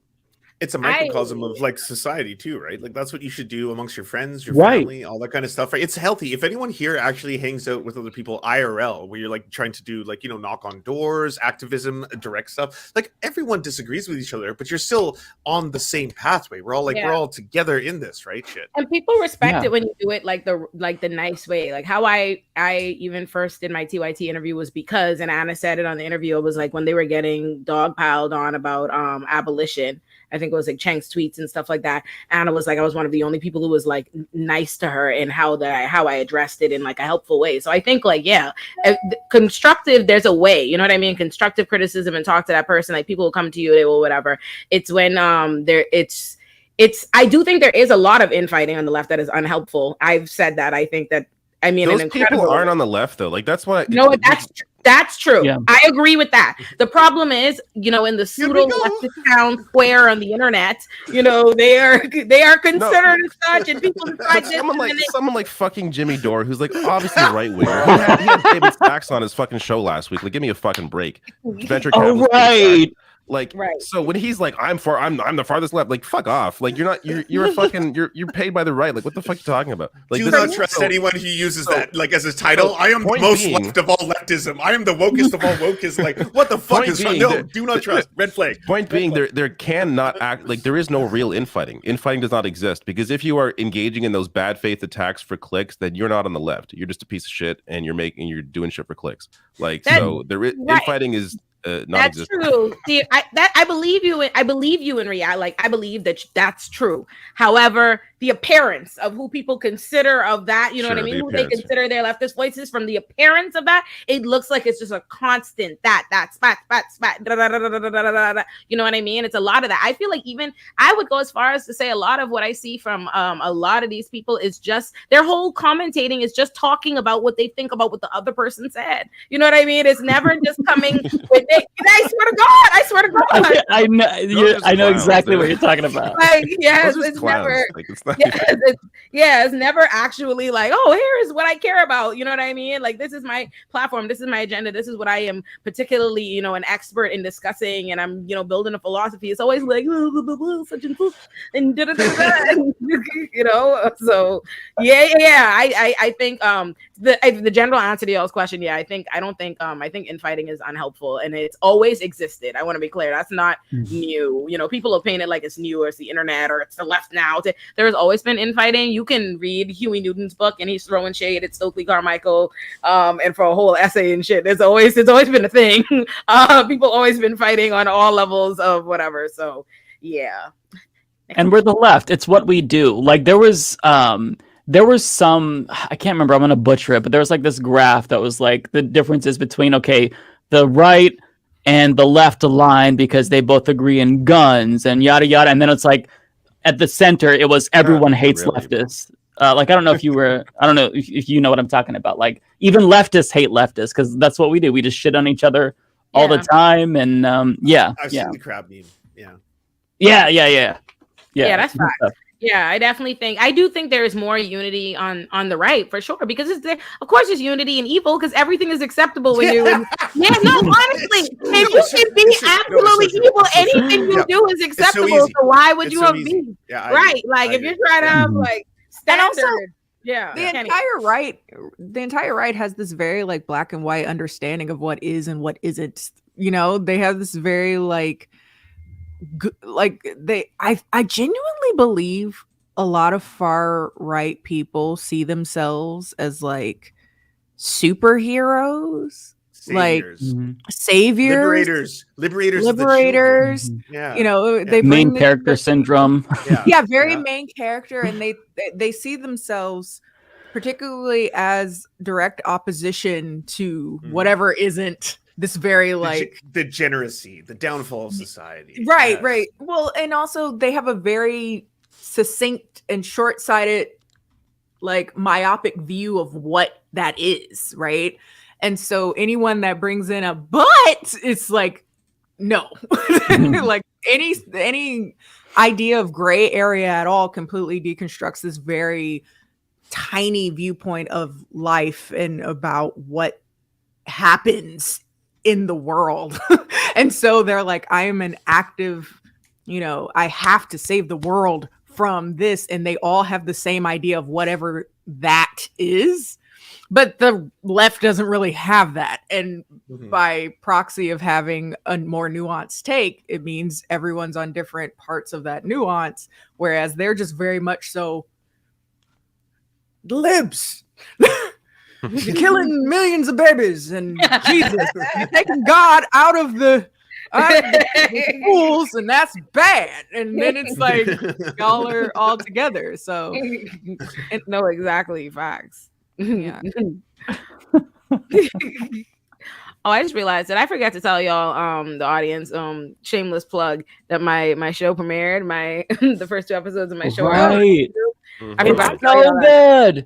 Thank you. I've seen 100% of the Illuminati show. I love that. The editing, my editor is amazing, and y'all should watch my Trump episode because the editing is phenomenal. If I do say so myself, it really gives me life personally. My hanging really in hell intro. Thank you, y'all. Damn good. Thank you. It's cute. I like it. I'm a fan, if I do say so myself. I'm like, we like it over there. Everyone's like, oh, Olayemi, I came to hear you talk. And I'm like, oh, great. You're not mad. And I have to say, the random animal facts, that is ingenious. Thank you. What was the fact about koalas again? That blew my mind. What was the koala fact? It was that they have chlamydia. A bunch of mag koalas. Mag koalas have chlamydia in the wild. And while we're giving each other a little bit of love and sucking each other off here and sucking ourselves off possibly, Lance's mind explosions, so fucking amazing. Like, I've seen all of them now, and waiting for the hammer to drop is fucking hysterical. Where it's like, also, speaking of light, we should shine a light on this. It's so good. Oh, fact. If we're talking on content, I watched Blair. I watched your video on Butch Hartman, the Fairly Odd Parents guy. Oh, so good. I was like, yo, I love Blair's videos. Literally, my friend, I made my friends full on fans of you, Blair. Right? They was hating, right? Because they didn't get. They was hating originally. They didn't get the triangle thing, and I was like, because you ain't seen on content. If I show you a content, I was like, he has more followers than all of us for a reason. I was like, come sit down with me. Let's watch the Fire Fest video, and they were like, oh shit, that's the guy. I was like, now you fuck with the triangle. Told you. Blair, I was meaning to tell you this. Blair, the other day, my mom sent me one of your videos. It was like, have you heard about the Nexium cult? I was like, oh, I know all about the Nexium cult. No way. I was like, yo, I no, this is my friend. This is awesome. Oh, I'm so excited. That's amazing. So it's got to normies. It's got all the way to my mom's. Right? Hell yeah. As it should, because that's what all of our content is really about spreading a message, talking about what's going on. Yeah, I like everybody's Oh, hell yeah. I just to prove how much I watch everybody's content, but I tuned into Lance's his show like multiple times this week. I'm fully in the chat. I get the emails, which I love Lance. I'm like, oh, Lance is streaming. Let me jump on. And I always watch David. I love David. I love all your thumbnails. I think you make the best thumbnails on your videos. I like them. They're very spend great. like sometimes like 30 minutes. Like I want to get the right image, the right angle of somebody. Like I love make it. a whole whole scene in the thumbnail. So I'm glad I you love appreciate it. And then I was watching Humanist Report and I was like, oh, this is the best professional intro and background. I was like, oh, this is the news. Mike is together. This is the news. Then I watched Bender and I was like, first of all, I watched Bender shit like 20 minutes after. It was like an interview with Lance and it already had like thousands of views. I'm over here like, and then I go and I watch it. I'm like, Bender's like, I don't like, he's on stage. I was like, oh, how you think people don't know he's a short king? He's out here giving people full tours. Bender's going around the place. You watch Bender conduct business. Yeah, I watch everybody's content. And y'all know I watch Bad Movies to Be every Saturday. I was like, oh, I like everybody. Oh, I like these people. That's why when people like throw shade at you, I go to Lance, I'm very mad. I don't like this. I'm okay with this. I don't like it. I don't like it at all. Fuck them. Yeah, they don't matter. Yeah. And now Kenny's like, so is this the show? You guys just compliment each other for 2 hours? That's weird. That's weird. That's why we do this every week. Yeah, we literally do this every week. And honestly, why shouldn't we? Why shouldn't we? It should be like a weekly thing. True. We get enough shit online. We might as well like each other sometimes. Yeah, self-love and celebrating friendship. No internet hugs. It's important. I've got to address Matt Bender though. So I rated Lance yesterday when you were both talking, and Matt was like, "Oh, how come you didn't raid me?" Well, guess what, Matt? I've rated you like 3 times, and you don't notice on Twitter because you're focused on the YouTube chat. So I want recognition when I raid. That's true. All right, makes sense. All right, I'll accept it. I shouted out. I was good. I was great. Yeah, it was awesome. I believe Lance pointed out that being that he was gonna then raid my Twitch channel, that it was like you were raiding me. I gave like a secondhand raid. You know? Right, and I believe I compared it to a human centipede of Twitch raids. Oh, Matt. Yes, it reached you. You got the asparagus. It was great. Did you actually watch that movie? Because oh my god, I remember watching that and just being like, "What?" You watched that, David? Oh yeah. What the fuck? I'm not sure I finished it, but once I got to the first mouth being stitched, I was like, "All right, that's." They made like. Wait, you walked out? No, Did you walk out of the theater? Like, were you just like, oh, fuck no, I was this at home. shit. I didn't watch it. No, fuck this. I'm out. Wait, what? This is not what I was promised. What I was not told, pay $15 Human to watch that Centipede, the motion picture, was about a bunch of friends hanging out. I didn't know they would have their assholes sewn to their mouths. What is this shit? Like, what are we doing here? Instead of like watching the super disgusting movies, there's like YouTube channels that'll like break it down. So I've seen like I've seen every Human Centipede by proxy, and it's okay. I won't. I don't have to see. They're terrible. There's no redeeming quality. There's no. I'm ashamed. There's nothing about it. The whole movie's in the name. That's all you need to know. Yeah. You get what you buy on the tin. That's it. I love. Speaking of Human Centipede, I think it was Lance that shared this meme. I know, great segue. Yeah, but Lance shared this meme of like Fox News to like Tim Pool to Jimmy Dore, Human Centipede. That shit, right? That spoke to me. Okay, no, it starts with 4chan. It starts with 4chan, 8chan, goes into Tim Pool, normalized. So then Andy No, and then all of a sudden by the end of it, it's Jimmy Dore, then Tucker Carlson, and then it's news, and then everyone accepts it as truth. And it's like, that's not real. This was on 4chan like 4 Human Centipedes ago. But that's just like that's the cycle we have right now. Yeah. Wait, is there's an image of this? I want to see this. There is. I did, yeah. There's. I think we even broke it down once on my stream. I think, right? I recall. We did. Oh man! Had to do a deep dive into this Human Centipede. Somebody's talking about a TLM drinking game.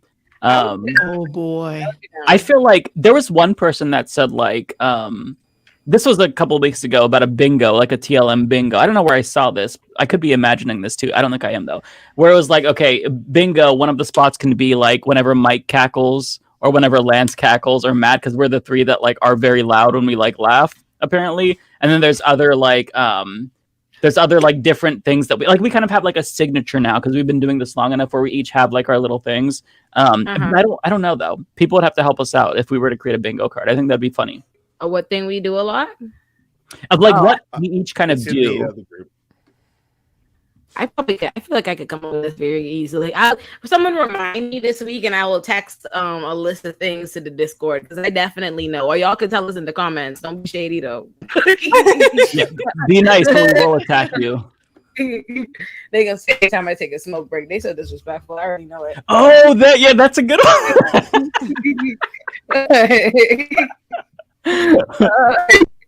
Yes, no. What I was gonna say, you know what video you have, Kenny, that I watch all the time for no reason. It makes no sense. It's the most like illogical video to keep watching. It's your Ned and the Try Guys video. People really like that video. I didn't even know who the fucking Try Guys were, but my investment. Apparently, Eugene followed me on Twitter, and my theory is off of that video, but I don't know. Unless he found me somehow. Because that entire debacle was just fascinating as a creator, like from a creator standpoint. I was just like, fascinating. Humans are so interesting. They really are. I love it. I love that video. I've seen it so many times. It's unreal. I know the script. I swear, I'm literally like, blow it up. I always love like finding out what people's like comfort videos are. Like I don't know what this says about me, but like one of mine that I go back to when there's like nothing to watch is either I put on Fundy Fridays, which is like a YouTube channel that kind of talks about like religious extremists and like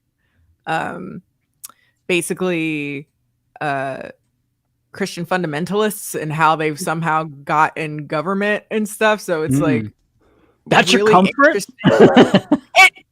I have religious trauma. It's kind of fun. I do too. That's why I was asking. Yeah, I was like, yeah, it's like, oh yeah, my upbringing was wild. And then like, or I'll watch for some reason. Was it Lindsay Ellis that made a video about the Omegaverse lawsuits? That is a definite, like, big, different thing. I don't know if y'all know what Omegaverse is, but you don't need to if you don't. It's basically like, I'm gonna tell you anyway. It's basically like people who make fan fiction that's like incredibly disgusting, in my opinion. But it's like everyone has like wolf personas. Kenny, what you been watching? I've been watching a lot of weird shit. It's I'm really like, the more you expound on this, the less sense. And then apparently more than one person made a really gross Omegaverse novel, and the bitches start suing, and it was wild. I was like, oh my God. And then there was a whole video about the lawsuits. And then the lady that got called out ended up trying to sue the girl who made the video. So she made another video about that. Those two videos. Those are the comfort watches. Iconic. I love the beautiful silence of just like, okay. I mean, I know how to follow that up, but I really don't want to because that's about to expose that I watch some really weird shit. Go for it. I want to know, Blair. No. Okay. No. So this video, I'm gonna post the link in case y'all don't know what this is. I watched this video not as like a comfort video, but it's more like when I get really depressed from some of the topics we research all the time. And I don't know if y'all remember this. A couple of years ago, there was like this whole drama or whatever about this guy's channel. Doing a Jelly Belly pet rat review, and this dude just says everything the dumbest way. He's like, "G-lie, B-lie, goo-my rat tie." The whole video. This sounds so freaking bizarre, and it is. You said that. Yeah, I think I know what you're talking about. I've seen that shit. It's given me nightmares, literally. Yes, yeah. I only watch it at this point when I'm just so frustrated with shit that I'm like, I need to like reset my brain by watching something so fucking bizarre. There's that video. It's cursed. It's absolutely cursed. And it resets my brain. Here, I feel like we should watch one just so people understand how bad it is. Why not? It's so bad. I'm so sorry for everybody. What did you do to the stream? Hello, this is RunForTheCube. Today we have a G-Line B-Line Pete Rat Gumai Kandai. G-Line B-Line Pete Rat Gumai Kandai. Is this what Sacha Baron Cohen was making fun of? So he... What the fuck is going on? Bro, 19 million views. Think of all the time we put into our videos. That's more than all of us combined. I just do this shit. All of us combined. Every single person here, that's more views. Life is not fair. Let's get a few more seconds of this. I want to hear this. Yeah. Fire. Pete Rat. Time to Korea Livey. Escapi di Pakaki. Escapi di Pakaki. Pete Rat Eyes. Very big and long. Very big and long. I am so fucking sorry. Oh my god! Apologize. I don't even I'm know. so fucking sorry. I see Ole's face and I literally want to just fucking kill myself right now. I am so sorry. No, I'm like in a weird way hypnotized. I want to know where it goes. It's like you want to keep watching it. Like you're like, what's it gonna say next? It makes me feel like this overwhelming sense of dread, and I like it's inexplicable. I can't explain it. Like there's something about it that deep to my core that like affects me in such a negative way. Tell me that's every not video like this? Reset. Yes, his entire channel is like this. And every video gets so many fucking millions of views. It's we're goddamn. This is an unserious. We could have been doing that instead of this, folks. Unserious planet. Well, just a quick left turn here. This cracked me up this week. There's a lot of potential freakiness to the idea of AI generated images, but oh my god, I love these. These are amazing. Oh, they're so much fun. So good. These are amazing. Like each, like him running like this, like what? Like he's like, I like why these are so enjoyable because we know this is never gonna happen. So like this is as close as we're gonna get to actually seeing this. Go back to the first. Go back to the first one.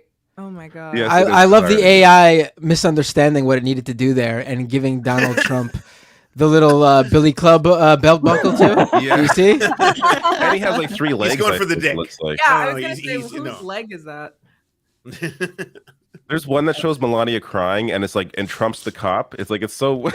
Melania would not be crying. Melania don't give a fuck Oh no, about she would Donald not Trump. be crying. No. No, she'd be celebrating. Celebrate, Yeah.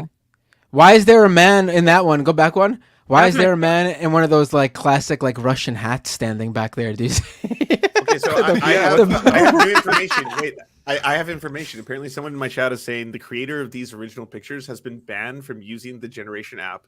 So they got banned for life for this. Yeah. What? Wow. Why? Wait, where did you see that? Where'd you see that? Whoever said that? Random chatter is saying that. Send me the source person in the chat. I gotta. Which got a chat? story to do. Which chat? Your chat. My Twitch chat, not the Serfs.tv one. The Twitch chat. Yeah. These are just amazing, but yeah. So I assume he didn't go to jail because I haven't heard. Not yet. No. He's not gonna go to jail. He's at most.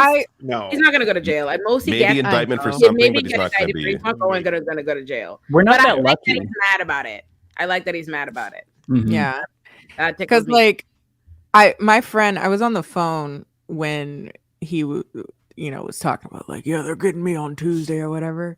And I was in Target and my friend was like, ooh, Trump going to jail. I was like, don't tell me that.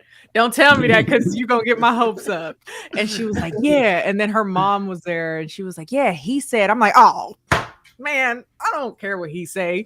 Like, he always saying some shit. It's like the one time we hope he's not lying. Right. No. Like, man, you can never do nothing right. Just go to jail.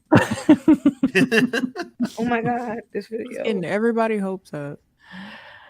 Since we're talking about Trump, I'm curious, did you all see the video of him walking in the rain with Melania? And it's so romantic. So he has the umbrella and he's holding it over himself while Melania's walking in the rain. It's sounds all right. husband of the year. And they're locked arms, but he's just got the umbrella to himself. It's just, I mean, what a Chad, man. That's beautiful. I did find it kind of funny though when he was talking about possibly going to jail, that he was like, "Hey, everybody, do that thing that I am possibly going to jail for," which is like, stop them from saying- They can never get the evidence. That's so funny. Go riot, everyone. Everybody obstruct justice for me. So that the best thing about that was that, like, I think everyone's burnt out. Like, you saw that. I think the zenith, the peak, was January 6th. That's where everyone, like, all the small business owners had time to jump on buses or get out of town, all that kind of stuff. No one cares anymore. No one's going to be like, I'm taking a fucking Tuesday off to go protest Donald Trump's arrest. Fuck that noise. Everyone's done. I don't know, man. Really? If you go on spider climb up the wall for your democracy, Spider-Man the Capitol building. I don't know, man. I think they might. You think they got better things with to do? great power. You think people that had better things to do were gonna go climb up the wall? No, they're gonna be right there, complaining about how the LGBTQ mafia is taking away their gender or whatever and killing the babies. No fact. No fact. This is gonna crack me up. Oh God. Oh my God. For some reason, Trump's the cop, and then like, Wow. Oh my. Wow. But yeah, I ridiculous. genuinely believe that it's not even about, to some degree, it's not even about like right versus left. It's so centralized around Trump in particular. Oh, yeah. So I wouldn't be surprised if, again, people who feel like he's, some fallen messiah or whatever, he was supposed to be rightfully there, they'd go. Yeah. And he fosters that kind of thought process. So, which has been kind of refreshing to kind of see in some way, the right kind of arguing or trying to tiptoe around whether or not they should be backing Trump to some degree. I think it's better for Democrats if Trump wins the nomination. I think DeSantis is yes, it absolutely is. is. DeSantis has a better chance It's absolutely better if Trump wins. That's why. Sure. 100%. Because here's the reality: DeSantis, I think, is a far more scary and insidious character, and because people don't know about him, he's not as loud. People aren't politically engaged or whatever on him. People are not. They were not motivated to vote for Joe Biden. They were motivated to vote against. So if they have DeSantis, I don't think they're going to come out in the kind of droves and be as mobilized or as aware to get rid of a character like him, and he's going to be far worse. Versus whereas Trump, people are already like, oh fuck no, you know what I mean? Like, I don't think it might not be the same droves it was in 2020, but I still think it will be if it's Trump, people are going to be like, oh, okay. Gotta stop that. So I think so ultimately I think DeSantis is losing this right now to Trump, and I think that's ultimately better for us. So if Republicans really wanted to get at the bottom of their evil bag, they would get behind their man's DeSantis. Can we also celebrate the fact that DeSantis made a career out of vilifying queer people, calling them all groomers and pedophiles, and all of a sudden he tried to do that passive aggressive shit with Trump? You can't do passive aggressive with Trump. There's no such thing. That's the only reason that Ted Cruz survived was he went aggressive. You can't be like, oh well, apparently I don't know anything about paying a porn star off. Pretty funny comment, right? And then he's like, you fuck kids. This motherfucker fucks kids. I gotta find that Truth Social. That was just amazing. And like, what are you supposed to do? What, like, Donald Trump does not believe in proportionality. He does not believe in proportionality. He's like, oh, did you tap me on the shoulder? It'd be a shame if I shot you in the face. It's like every single attack on DeSantis, like you read it in his voice, and it's like genuinely, objectively hilarious. Where it's like, don't be surprised when a claim about an underage girl or a boy about you comes up, and it's just so fucking funny. He's sickening. I'm sitting here questioning though. Both aren't a great decision. No. No. But there's one no of the good things, start. and maybe this is a concern that I have, is that with Trump, we've seen a level of bad sportsmanship, to call it lightly. Yeah. And to see that happening again to some degree, I'm curious to what extent a second loss, for instance, could be a bit of a catalyst more so. You know, they already feel like they lost it the first time wrongfully, and for him to lose it again, I mean, probably civil war, you know, nothing. Oh, that nothing too much. It's better he has no power though, right? Like the scary part is them having political power. Like that's where absolutely. there's some real potential damage to be done. Without that political power, it's like there's of course his supporters aren't gonna go quietly into the night. Like there's gonna be something coming to a head at some point over something. But it's I don't know. There's how else do we avoid that? You know what I mean? Like there's no way to just change their mind. Either way, it's gonna be ugly. That's kind of like my it's gonna be ugly. I guess maybe that's me. I'm trying to sit here. I'm like, what is the least ugly way for this to happen? But at this point, it's so messy already. Yeah, it's gonna get rough. It's gonna get hectic. Y'all might as well. Y'all already know it's gonna get hectic. Listen, when Marjorie Taylor Greene is like, "Hey," you know, she's like, "Whoa there, hold on now." I just want to focus on drag queens reading for children. That's that's not good. That's not good. Something's going on. Yeah, it like they understand. Even they understand what they've emboldened, because let's not forget. They were fucking scared. Was it Josh Hawley? Was it Josh Hawley who we saw running for his fucking life?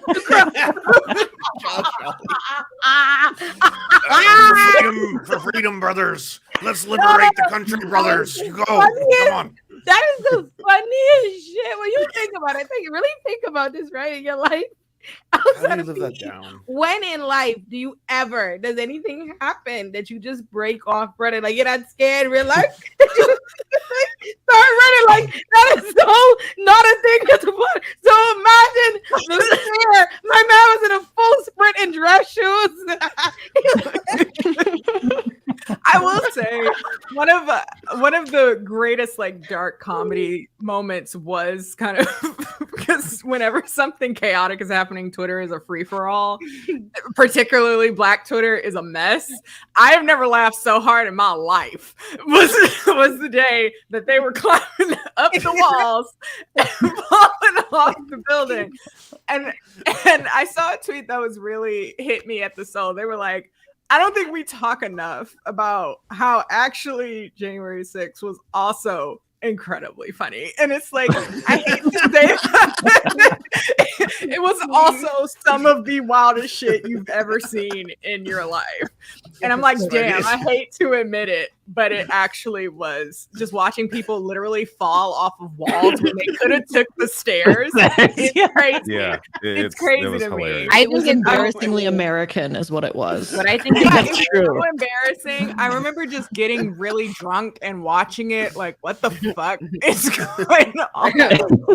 What I think is hilarious is that every single black guest we've had on this show, unprovoked, unprompted, has commented on the hilariousness of that exact thing. Gabrielle did. Rebecca did. Every single person, including me, on their own was like, "Hey, January 6th, the stairs," and specifically the stairs. We have laughed about that. That is the justice we are giving.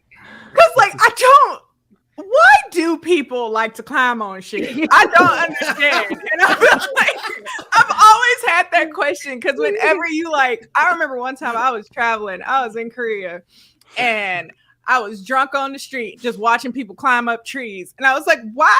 Like, why? It was like white people from the US came over for vacation, got very drunk, and started climbing on stuff, and it always makes me wonder what is going on. Because climbing is fun. I disagree, whoever said that, but okay. Now that you mention it, Kenny, like I tried to climb a tree when I was drunk one time, so maybe there is something like. I swear to God.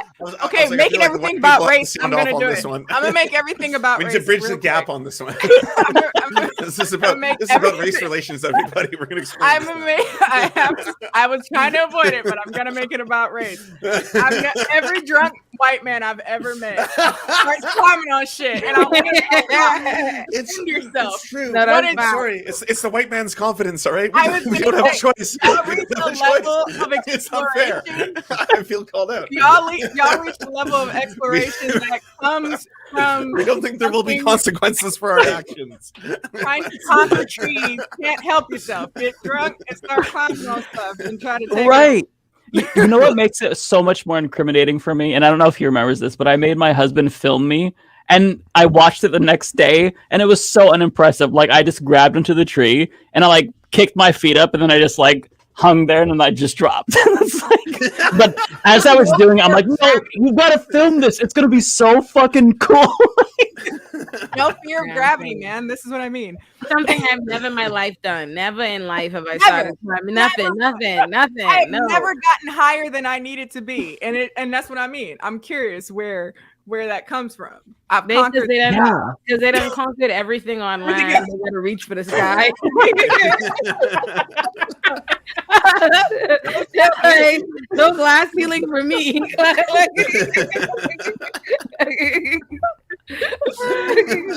I should try to find that video. Actually, I know it's on your phone. Who are we canceling and uncanceling?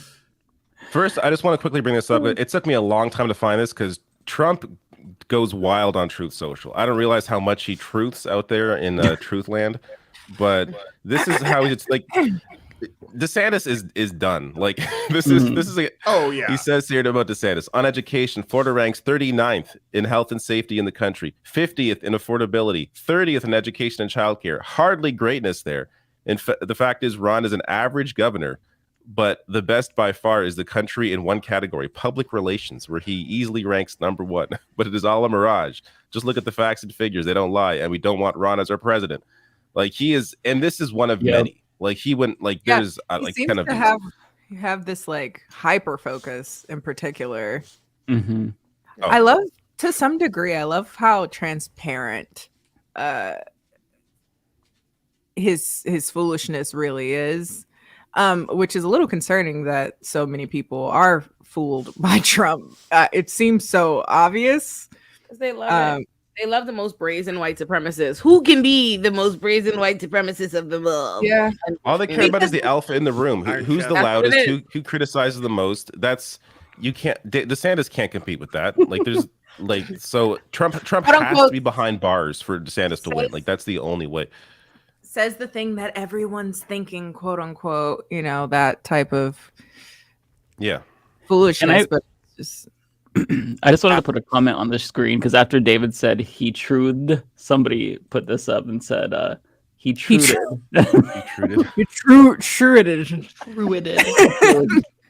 Are there other people on Truth Social but Trump? It's pretty much just him. Yeah, it's just him and people who reply to him, and the replies are all following on Truth Social now. 4,000. I have 4,000 followers on Truth Social. Oh, you're on there? 4,000 followers on Truth Social? No,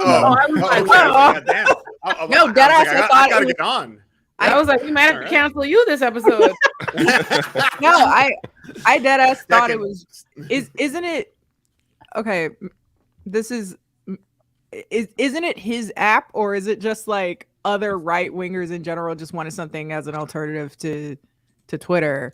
No, it's his. He's financially financially invested in this, yes. And this is what I mean. They are so coordinated. They all got over there to complain on the same app. I'm telling you. You can't get that many people to switch apps. No. You can't. They keep trying to tell me to get on Spout and Spoutable and all that. Yeah, people always trying to get me to get on. You're on Spoutable.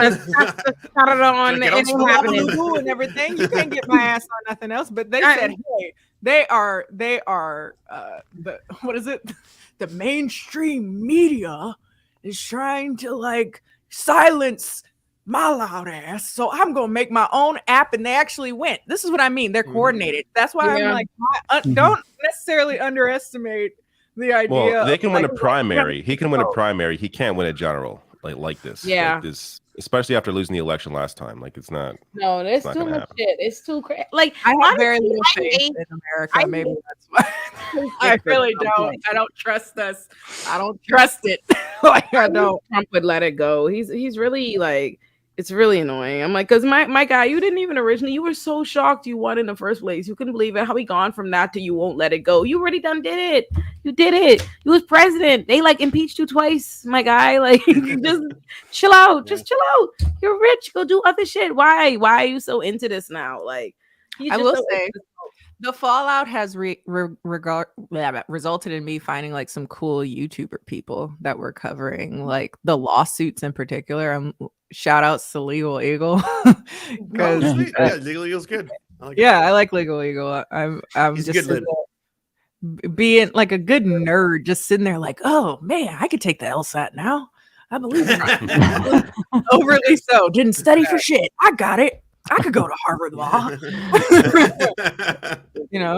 So it was great following, it gave some sense of security when he was, doing all the lawsuits. Like, we're going to figure, because particularly I'm in Michigan. So he was trying to sue Michigan for like, voting shit, trying to hide ballots or whatever. And I was just like, please let this not be a real thing that he can base anything off of, which I knew it wasn't, but let's hope he has no legal standing to say anything. And it was just so validating. He's like, absolutely not. He's going nowhere with any of these lawsuits. I was like, oh, okay, good. All right, should we cancel, uncancel? Everyone wants to cancel and uncancel Anna, but I do also like the idea of canceling Anna and then uncanceling a very based white woman at the same time who happens to be Lindsay Ellis. I like that suggestion as well. Lindsay Ellis is pretty awesome and maybe deserves an uncanceling. I'm just going to throw that out there. Who's Lindsay Ellis? Who's that? He did do a Megaverse video, but I don't know much about her cancellation. So her cancellation that she actually left Twitter for was unfair. It was a misinterpretation of a tweet she had made where people were interpreting it as being anti-Asian, kind of like a racist, where that wasn't the purpose of the tweet. But the backlash was so intense, she was like, fuck this, I don't want to deal with it anymore. And then like deleted Twitter. But it was not a fair, like the people who were going after her for that tweet, there's other things you could have gone after. No way, that happened on Twitter? Unbelievable. Yeah, I know. There's other things you could have canceled her, not even canceled her, but like criticized her for, or other takes you could, and she's openly said, yes, those were bad takes. This is my shortcomings as like a white woman, etc. But that was not it. And so that's why I'd say it would be fair to uncancel Lindsay Ellis. But that's just my personal opinion.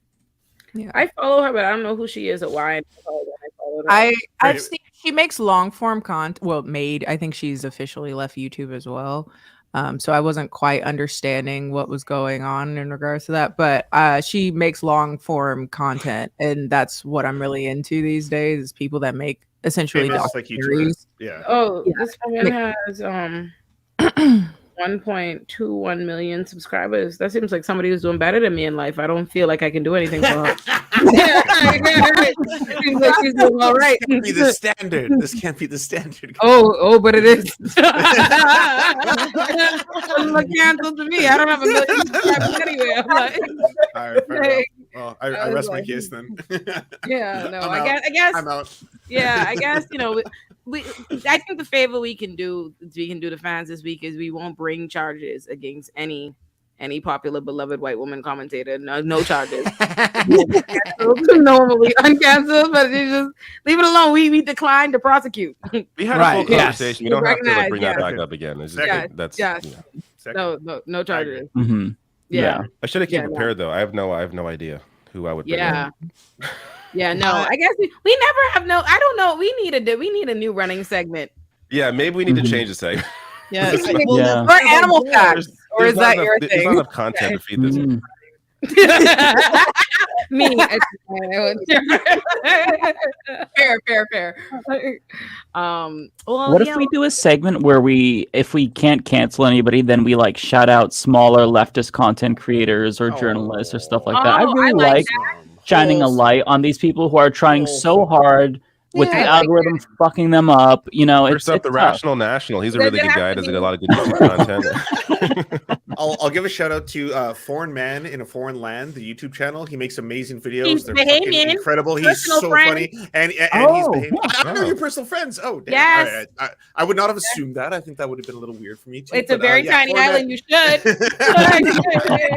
Foreign Man in a Foreign Land. He's fucking awesome. I love his videos. Yes, we love him. We love him. We love him. Yes, that's my boy. I think he's putting out, me and him have a thing of his show, a video he's putting out like next month or something. Yeah. Oh, cool. Yeah, so foreign. You know who I like? Hold on, let me tell you what it is. I follow a bunch of random y'all you know. Ooh, FD Signifier is great. Whoever shouted. He is great. FD Signifier. I love FD, yeah. Yeah, he's awesome. That guy on YouTube, he does like Degrassi and like those kinds of videos and like shows and stuff and Euphoria, all these kinds of takes. Anyway, that guy is like this. I love him. I love this channel. Very good. And I like, yeah. That's my one. I'm going with that guy. I want to shout out Kimra Luna from Riot Doll Society. They are a non-binary two-spirit Twitch streamer and abortion activist. And I just discovered them, and they're great. So I just want to give them a shout out. What's the URL? It is twitch.tv/Kimra Luna _ KIMRA LUNA. It's always fun like discovering new content creators, Twitch streamers. Like I really enjoy like discovering like what the youngsters are saying nowadays, right? Like I'm a boomer in this space, but you know, seeing what the youngins are up to is really nice. Yes. Okay. So that's what we should do. I like this. Yeah. Shout out other people. Probably a better tradition. Yeah. Yeah. Canceling people. Yes. Although it could be a pitfall because when I first got started, you know, I shouted out people like H.A. Goodman and he went on to become a mega chud. So, I don't know how you ever thought he was not a weird person. I thought he was weird. I thought that he was weird, but at the same time, I thought, okay, maybe he's just a little bit clumsy in the way that he like presents information, a little bit too hyperbolic. No, I need to be more careful. I'll just say that. To be fair to you, though, you helped lift me up at the beginning. I think you must have been the first channel I was actually on in an interview, and like, yeah, absolutely. Mike, like, oh, what a big moment for you and an inconsequential moment for me. Yeah, Mike's like, what? I forgot Mike was now look at you, David. You passed me, motherfucker. I don't know. No, but your content is good though. Like it's like you produce bangers. Like I watch your shit after I finish my stuff because it's like if I watch your video on a topic that I want to talk about, I can't. Then it's like okay, I'm just going to end up repeating what you say because you make good points. So I've got to like do my segment and then I could see what other people say. Absolutely. If I'm not sick of it, of course, you know, because brain rot. Absolutely. All right, are we done? Okay. Yes, thank you so much for coming, Kenny. Wait, Kenny, can you tell us your socials again one more time? If you want to find me, I am Kenny JD on most social media. I mostly make videos on YouTube, so check me out there. I'm also like incredibly chaotic on Twitter. I have an Instagram, but I don't post on it very much, so do with that what you will. But I want to try to do it more again. Time over riot. That's crazy in the comments. Damn, I really thought I was gonna get away with it. No one said nothing. Oh shit. I guess I'll do Thank you. Someone said you are funny as advertised. Thank you. I second guess sometimes. Okay. All right. Bye, everybody. Bye, everybody. Subscribe to Illuminaughtii. Watch my episodes. Do that. Subscribe to Illuminaughtii on YouTube. Bye, y'all. Bye, everyone. Take care, folks. YouTube.com/MattBinder before I forget, and Twitch.tv/MattBinder. There you go. All right, everyone. See you next week. See you all next week. Hey, let's do super chats. All right. This is a good timing too because my headphones are almost dead. I can see the battery. All right, let me bring this over here. All right. I was not following along. It's probably just a handful. I gotta dive into the thing again. Okay, give me a second. Every time I saw one or two pop up, so I this should be quick. We'll see. But this was a fun day, right? Fun time. Lots of big conversations, long, big conversations, as I try and fill air while looking for the super chats in my deep into the settings. Here we go. All right. Lawknowns says an alternative universe where Trump isn't morally opposed to exercise. Most unbelievable story all week. Oh, the one where he's running away from cops. I think out of all the AI images, that one made me laugh the most because it's so ridiculous. The idea of him like running from the cops like that. Robbie Barclay says Anna is centering herself. I quote unquote don't like. I can guarantee trans people don't like being boiled down to their bodily functions either. We discussed all that. I'm not going to go over the whole conversation, yeah. But thank you, Robbie, for your super chat. And Tyler just came in late with a great episode. Thank you so much, Tyler. Just double refresh here just to make sure I didn't miss anybody else. And I believe that is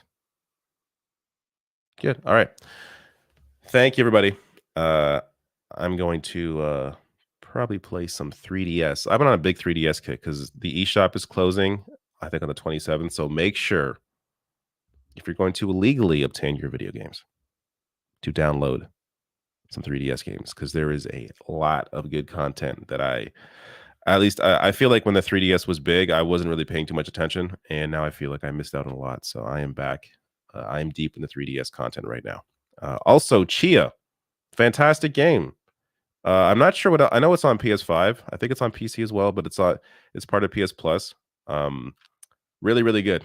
Kind of like Wind Waker, Breath of the Wild, mixed with, I don't know. It's its own thing, but it definitely has those inspirations. But not much combat, but it's really cool. Really good open world exploration. Beautiful game. Amazing music. Has a great story. Fantastic. Yes, it just came out. It's spelled TCHIA, I believe. Chia. But check that out. Very cool. All right. WarioWare. Yeah. Actually, you know what I got on 3DS this week? Because I'm like, eShop's closing. It's only on the eShop. You can't buy it physically. Rhythm Heaven. I think it's Rhythm Heaven Remix, I think it's what it's called. But Rhythm Heaven on 3DS. Get it. Have I played Persona 5? Of course. I'm actually now in the middle of well, not in the middle, 2 hours into Persona 4, and I am super into it. Someone said PBD. I'm all over. I'm getting really ADHD here, but PBD. Yeah, Sam Cedar on PBD. Check. I watched that today. Great discussion. I feel like that's like the one. Maybe I can bring it up. This is like one conservative show that I can stomach when there are guests on, like, Sam or Kyle Klinsky was on, David Packin was on too. I can stomach it because these people, they're clueless. They're clueless, but they're honest. They actually believe what they're saying, which is what I find so interesting about this show here. This gonna work? Does this work? So right here, PBD. You can see there the red bar. I watched the full 2 hours. Very, very good. It's rare that Sam is invited onto a conservative show, which is why it was so interesting to watch. Because these people like Tim Pool, Crowder, they're so afraid of him. They are so afraid to talk to him. But seeing him on this show, it was a fun watch. All right. That's it. Thank you all for showing up, and see you all next week. Goodbye.